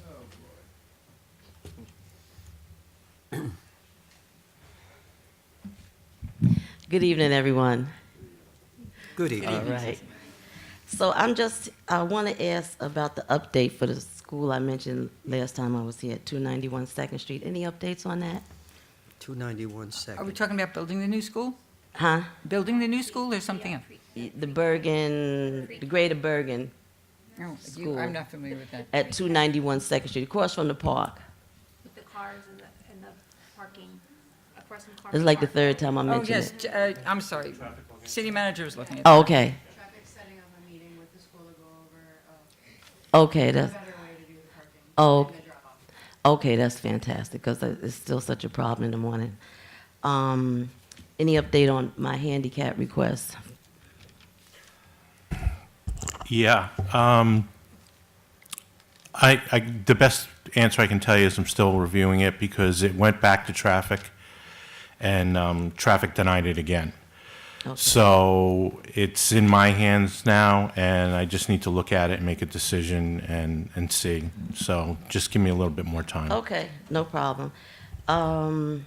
So I've been hearing a buzz in the community about early voting, and I think that was brought up at 1 or 2 times. So I'm asking, if there's not going to be early voting, I want to know the reason why, and myself and the community would like to know that. Why is there no early voting? I'll wait till your time is up, Sissy. Okay, All right? all right, that's fine. Also, Juneteenth is coming up, and I'm not sure if we had a budget last year. I can't remember, even though I was there and I participated. Is there a budget for Juneteenth? Jim? It is? Yeah. Yep. Do you know what the amount is, what the budget is? Jim might know. Not offhand. It's one number for Juneteenth, 4th of July. Yeah, it's mixed, it's special events, so it's all mixed in General together. celebrations, it's within that budget. Okay, so whatever if we come up with and something is reasonable within that budget, we'd be able to, get that? As Okay. we've done in prior years, Sissy. Hmm? As we've done in prior years. The city's Okay, I contributed. wasn't, you know what, I participate every year, but I don't know exactly the details, so I just wanted to know, so, because we have started our committee, and we're trying to plan for, the band is the main thing that we would want, the same band that we had last year, the Cobras, so that's gonna be the big chunk, I think, because they have to have a deposit before a certain date, so we're trying to So get. who is running it? Is it Press this year running it? I guess the rec with Steve. Well, the rec runs. I just want to make sure So whoever's. there's It's a usually a committee. coordination Those people. between, Press has been doing it Right. in coordination Yeah. with the It city. has to be coordinated, so we make sure we get that in and. So we Okay. don't lose them if that's who you want. Yes. And also check the date of the county celebration, because last year that was an issue. We had the same date as the county celebration, so just, we I have to think double the check. date is the 20, is it the 21st, Carol, or the 21st or the 22nd of June? Okay. One of those dates. Whatever date the committee chooses, just let's make sure it's not already, people will Okay. be going to the county that, you know, Okay. so you have your own day for your celebration. Okay. And I just wanted to say to the community, those people who have property, that this lead thing that has to be done, I'm giving you a heads up. Just make sure all your little cracks, your crevices, your paint is scraped, in the door jams, your windows, because one thing leads to another. If you have more than a certain amount, then you have to send out for testing. That's another $200, $300, $400, $500. If you have more than one property, it goes up and up and up. So I'm just giving everybody a heads up because I've looked into it. So I'm just sharing that information. And one more thing, water under the bridge. I'm sorry that Leo left because I wanted to say this when there was that issue with that verbiage that he used. I have a lot of Latino people in my family, Puerto Ricans, Dominicans, Colombian people that work with me, work with my aunt. So when I posed that question to them, they said, the word was Morano, I think, Morano. Morano. So they said basically it depends on how you use it, the content you use it, and the environment you're using it. My Colombian worker, her husband is African, so her son is black. So she calls him Morano. She said, but that's of a loving concern because that's her son. She would never use it in a negative, environment. But it just depends on how you use it. I never thought Leo was prejudiced or anything along that line or racist because if he's Latino, he's got to have all skin colors in his family pretty much. So the word is just how you use it, the content and the environment that you use. And I wanted to share that with him, but I'm sure he'll see this, Yeah. on the screen. And we'll make sure to tell them, Sissy. We Yes, would appreciate I just that. wanted to share that because it was on my mind. I don't know how the rest of the community feels, but my family is multicultural.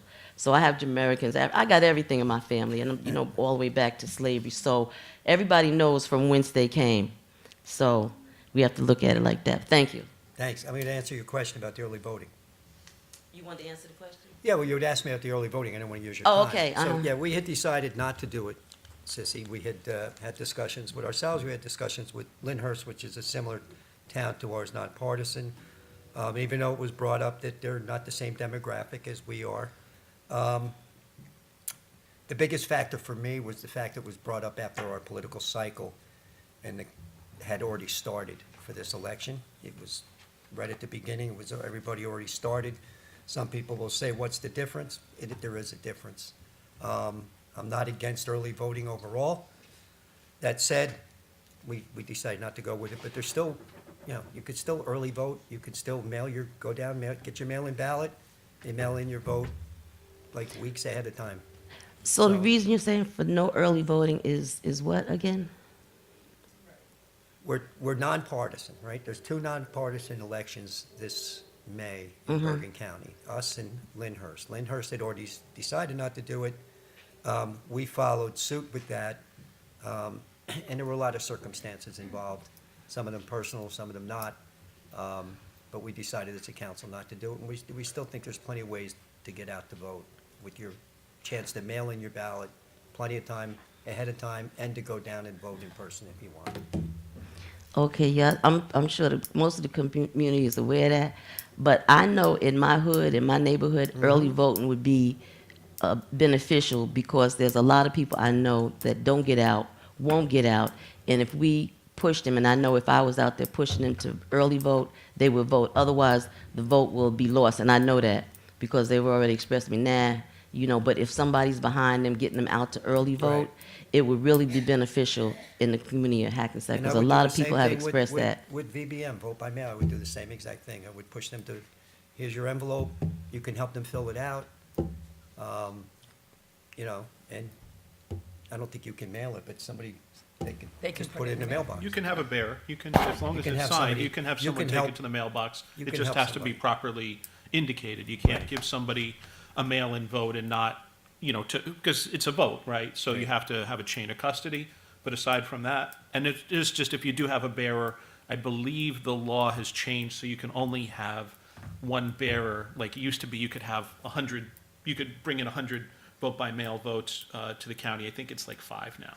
Right. So And you some- could also mail it in. you can, yes, you can mail Just it put in it in the- yourself, yeah. or if you're not able or capable of doing that, you can give it to a person called a bearer.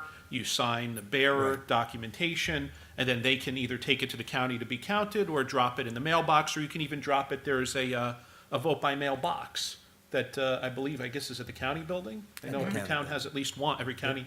So you could just literally go to the county building and just drop it off instead of going upstairs, you know, for, you know, to vote on a machine. You just hand it in.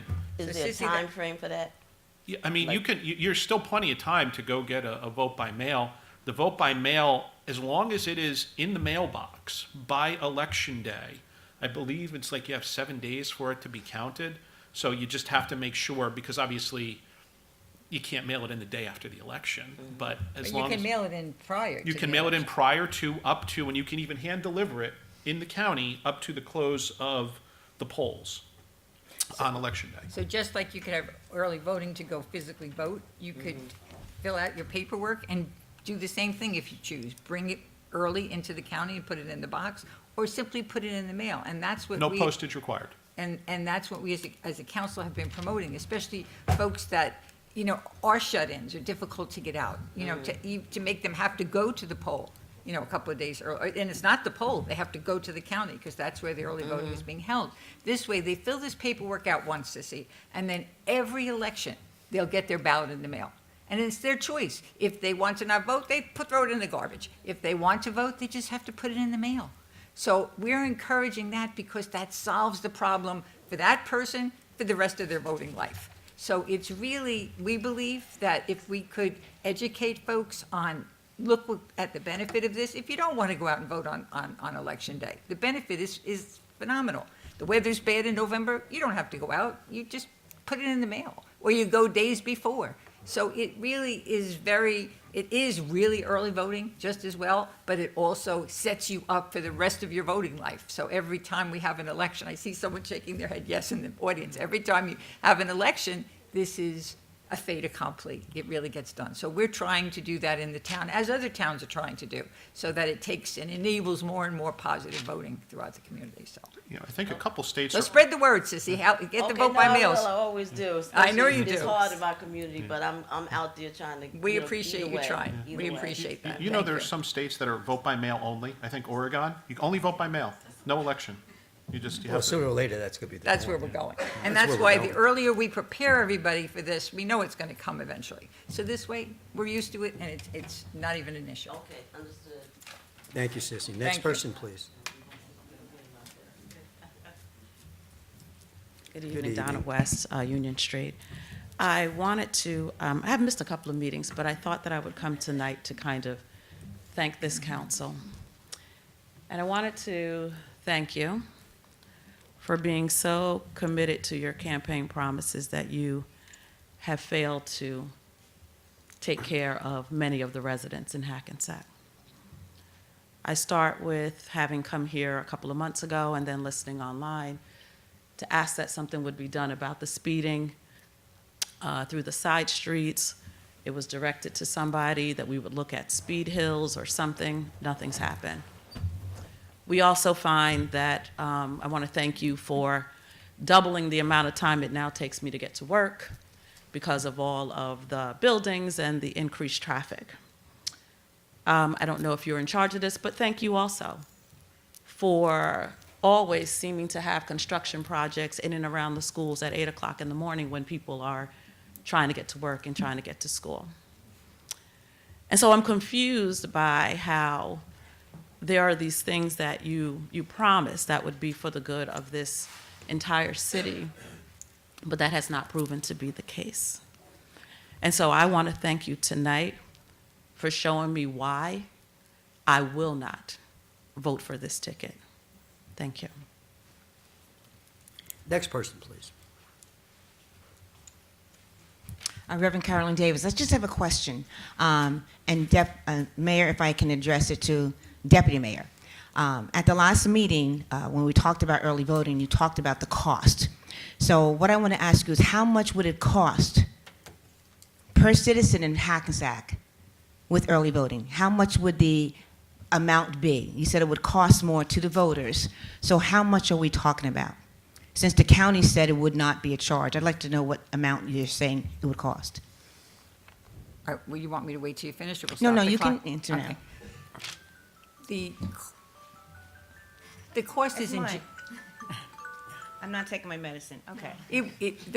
First of all, let me clarify. The cost was not the main factor of why this had to be done, but it's one of many things that were taken into consideration, and it's what we talked about with Lyndhurst. In other words, there is a significant cost to have the county staff, to have poll workers there. But do you have an amount? That's what my question was, how much is the amount? I do not know the amount, but I can tell you that there is an amount just think about the amount of the poll workers, the numbers of days, the equipment that has to be So rented. if it was about $100,000, say it was $100,000, you divide that among the citizens of Hackensack, it would be cents per person. The way we make decisions in this town, in this city, amongst ourselves as a council, is we look at things, and we look at things not as a one solution, but as multiple solutions. And as I said a few minutes ago, we believe the future of voting is vote by mail. And we believe that enables early voting, that enables repetitive early voting, and the sooner we can educate and get folks in town taking that option, should they not want to vote on election day, I think we're preparing ourselves for the future. So for us, we feel that is the better mode. That is the better sense of operation. But That's that wasn't where my we should- question. I simply wanted to know how much it would cost. We don't know the exact cost. I don't know what We don't they know pay the per exact So, work. but then you can't use that then to the We people, don't it's going have to cost you extra quantify it. money. We don't have to quantify it. It's a cost. It's one of the many things. For example, if Lyndhurst was doing it anyway, that cost would have already been spent. Our decision might have been different, although it wasn't all about money. The key here is what I'm trying very hard to explain to you, is the difference between what you're calling early voting, which means we have to get people who maybe are unable to even go to a poll in their neighborhood, to now get them to go to the county to vote when none of that is necessary.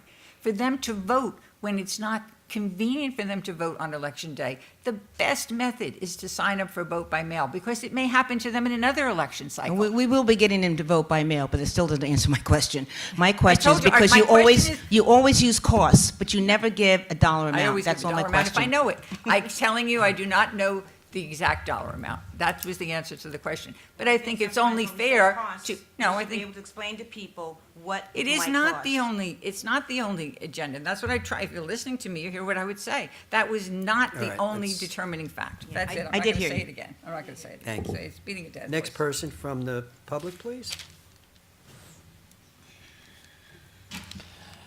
Good evening, Amy Bullock, Bergen County NAACP, second VP and co-chair of the Political Affairs Committee. I went back and reviewed the meeting from a couple of weeks ago, and there are a couple of reasons that the council gave as to why they don't support in-person early voting. Excuse me.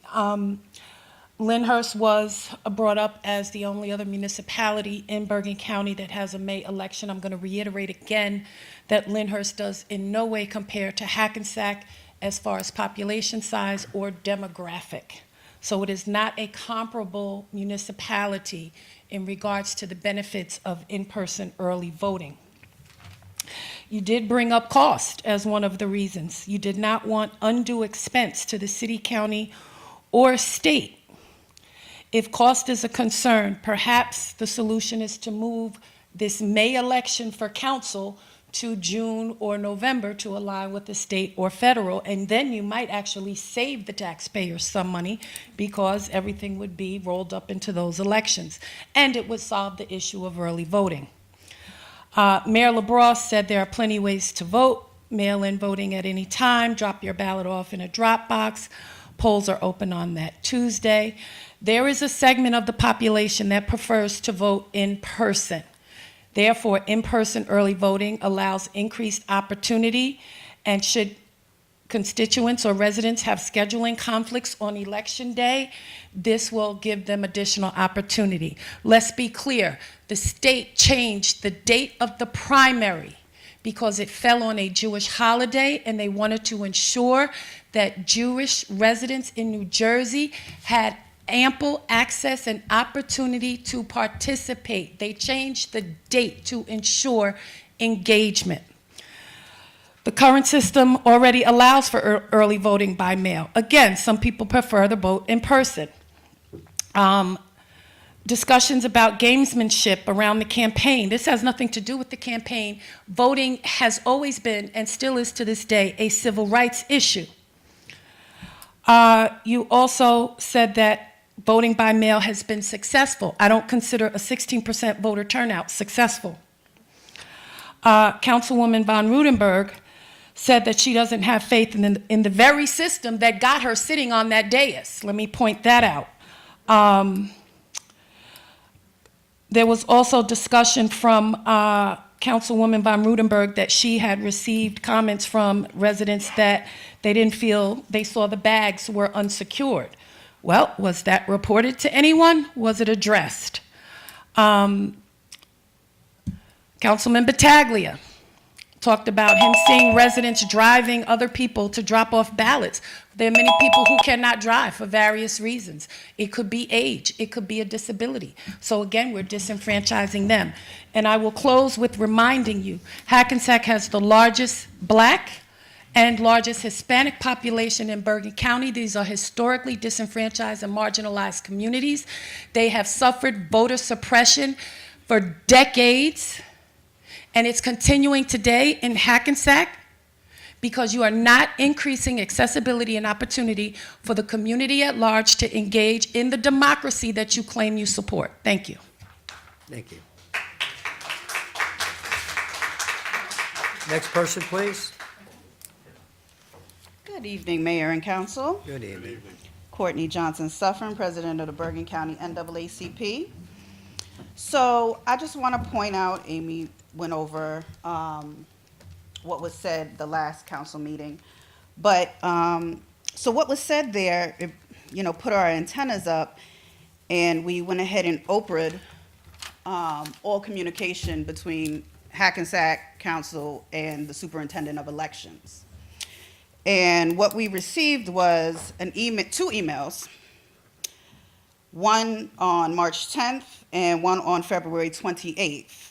The one on February 28th reads, Dear Mayor LaBrosse, Deputy Mayor Catastrino, and Hackensack Council members, I hope you are well.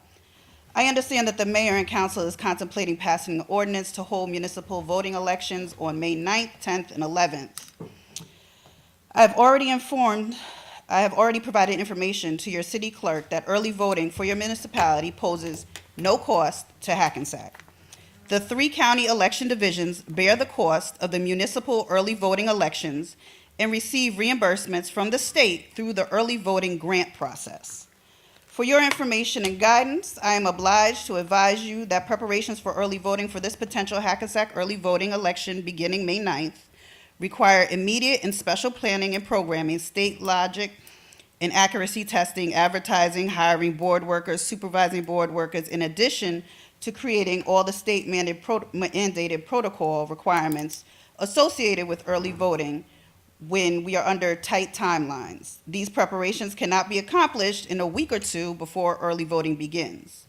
Early voting preparations and planning for May 9th, 10th, and 11th should begin as soon as possible. I hope you find this information useful in your decisions. Thank you, and if you have any questions, please contact our office. That came from Deborah and Francisca, Superintendent of Elections, Commissioner of Registration for the County of Bergen. So, seems as if we're pretty clear that you know there was no cost to the Hackensack taxpayers and how they spelled out how that would be accounted for. The secondary thing is that the governor, this past Tuesday, passed a law for the period in early voting for non-presidential elections, including this year, will now be 6 days instead of 3 for the presidential election years, which will be 6 days instead of 5. So in this last election, there were over 1 million voters that came out for early voting. That is what drove, and that is nonpartisan. That was 556,000 that were Republicans, 863,000 Democrats, and over 500,000 unaffiliated voters. So clearly, the governor of this great state of New Jersey finds value in early voting. And with the turnout of under 16%, I would certainly hope that you would find the same value. Thank you for your time. Thank you, Ms. Johnson. Next person, please. Seeing none, motion to close to the public. Offer. All in favor? Aye. Aye, none opposed? Motion to, Close to the public? yeah, you're up. Yeah. Steph. Go ahead. Sure. Good evening, everyone. Thanks for coming out. Just want to start by congratulating our recipients of our proclamations earlier. Julianne Thompson is a lovely young lady. She's always has a smile on her face. Her parents and her family are equally as lovely. Very well-deserved award, and she's the perfect example of a Hackensack woman who's made a difference in the community. So we appreciate all that she has done. Thank you to Rabbi Mindy for always, again, dedicating his time to the city. He runs a wonderful congregation over there. He's always out in the community, and we just appreciate him and his family and their presence here. And of course, Women's History Month. Thank you to all the wonderful women that we work besides our residents, our Ally and Deb and Deputy Mayor, who are always working really hard to make sure everything goes the way it should. And of course, to the wives of our council members and city manager and attorney up here who deal with a lot as well. We had an ordinance tonight regarding the transfer of a parcel of land to Johnson Public Library, which they needed for some improvements. I just want to say just a kudos to Tara, Christy, the staff, and the board members over there. They're really doing a really great job at Johnson Public Library. If anyone's been over there recently, they have a lot of great new ideas, new programs, great improvements. They really have been putting a lot of time and work into the library, and we appreciate it. The earlier meeting, Jim Mangan went over the review of the audit, and it really is amazing to see some of the numbers and where we've been able to keep our taxes and all of these improvements that have been going on. When you look at the numbers for the sewer separation alone and the sewer projects, it's quite amazing, and we appreciate him and his team and everyone else that's involved in that. A lot of exciting events coming up. We have our Easter egg hunt. Opening day for baseball, softball is April 19th. Tomorrow we have the Women's History Month night, so a lot of great things going on. And I'm not going to keep addressing the early voting. I have a right to say what my experience is, and if I can send over a form 4 times and have 2 people submit it for me and still have my name on that list, I'm sorry, there's a little bit of incompetence over there. So that's my personal opinion. I'm going to say it if I'm asked again. But when you send over a form to be taken off a list multiple times and have people send it over for you, and it's not done, that's my feeling. And if someone has a problem with that, then that's their problem. So have a good night, and thank you for coming out. Thank you. Thank you, Steph.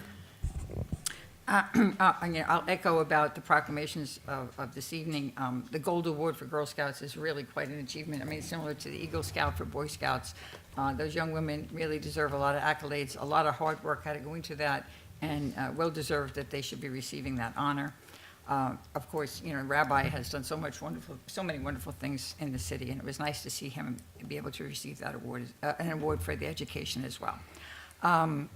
I always talk about a few of the things that are on the docket that I personally am involved in, so people have some understanding. They're hearing us read things, and sometimes they have no idea what we're talking about. There were two, I think Mr. Serbo brought up the two redevelopment things. These are just redevelopment plans. You know, the way the process works for redevelopment is first there's a designation, and that goes through multiple cycles. It comes to the council, it goes to the planning board, it comes back to the council. So that's just saying that the property is designated to qualify to be an area in need of redevelopment. Then the second process is the redevelopment plan, and that's what we were approving here tonight.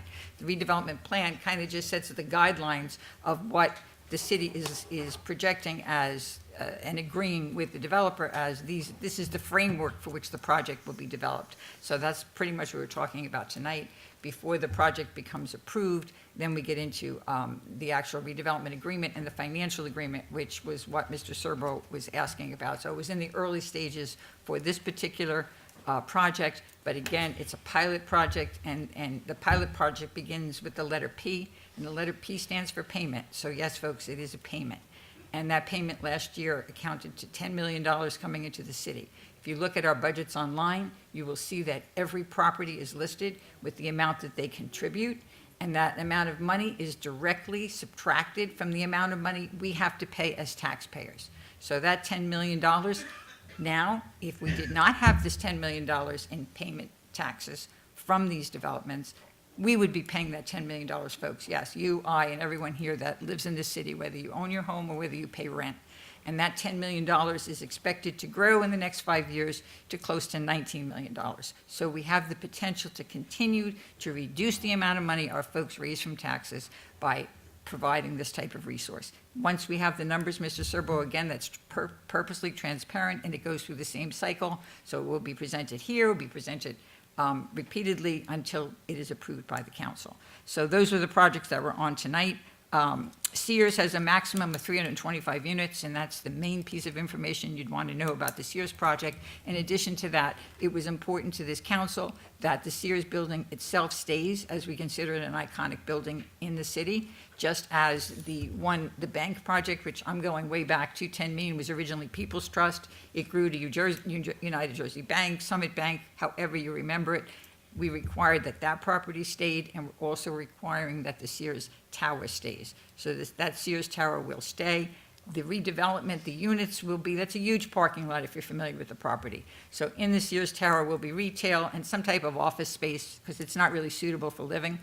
So the 325 units will surround that parking lot area predominantly on River Street.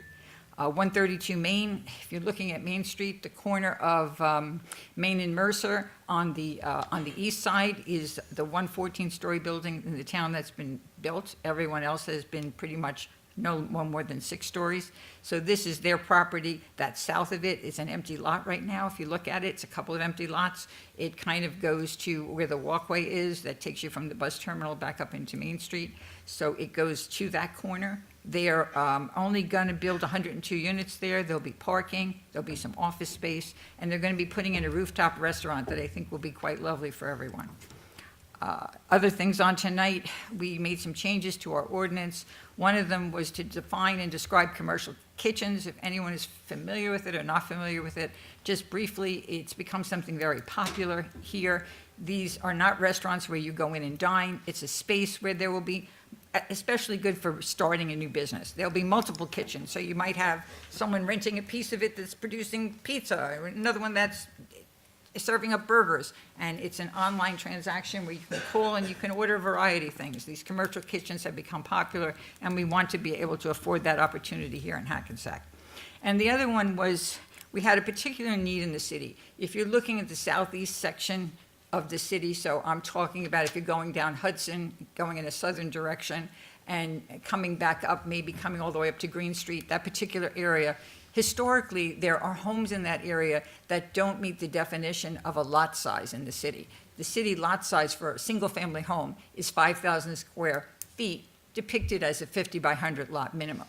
There's many homes there, existing homes, families that live there, that were not 50 by 100. They were only 40 by 100, 4,000 square feet.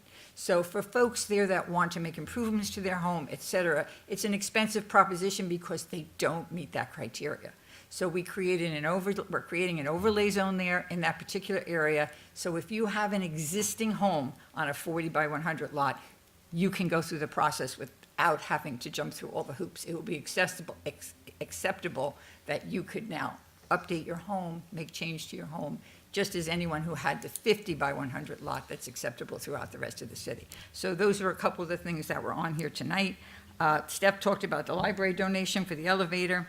I always, at the end of everyone, I keep bringing up the new school with the school board. I'm still waiting to hear from them. We did have a meeting a week or so ago. The school board is still, the new school boards still feel they have to catch up on all of this. The city has the money put aside. We want to buy the land that the school selected and donate the parking along with it, and hopefully move forward with the new school. So I'm cautiously optimistic and hoping that the board will agree and we can move forward in that respect. Last, we are having, it's Women's History Month, and I want to congratulate all of the women that work in the city, for the city, throughout the city. They contribute in many, many ways and make our city better and make our city what it is. Looking here at the table, of course, my fellow council member staff, our two clerks, Deb and Allison, everybody knows the long hours that you guys put in and make things keep happening in the city. So time to, again, be thankful for all of them. And please join us tomorrow night at Hackensack from 6 to 8. We're having a women's roundtable discussion, talking about distinguished folks and the women in the community.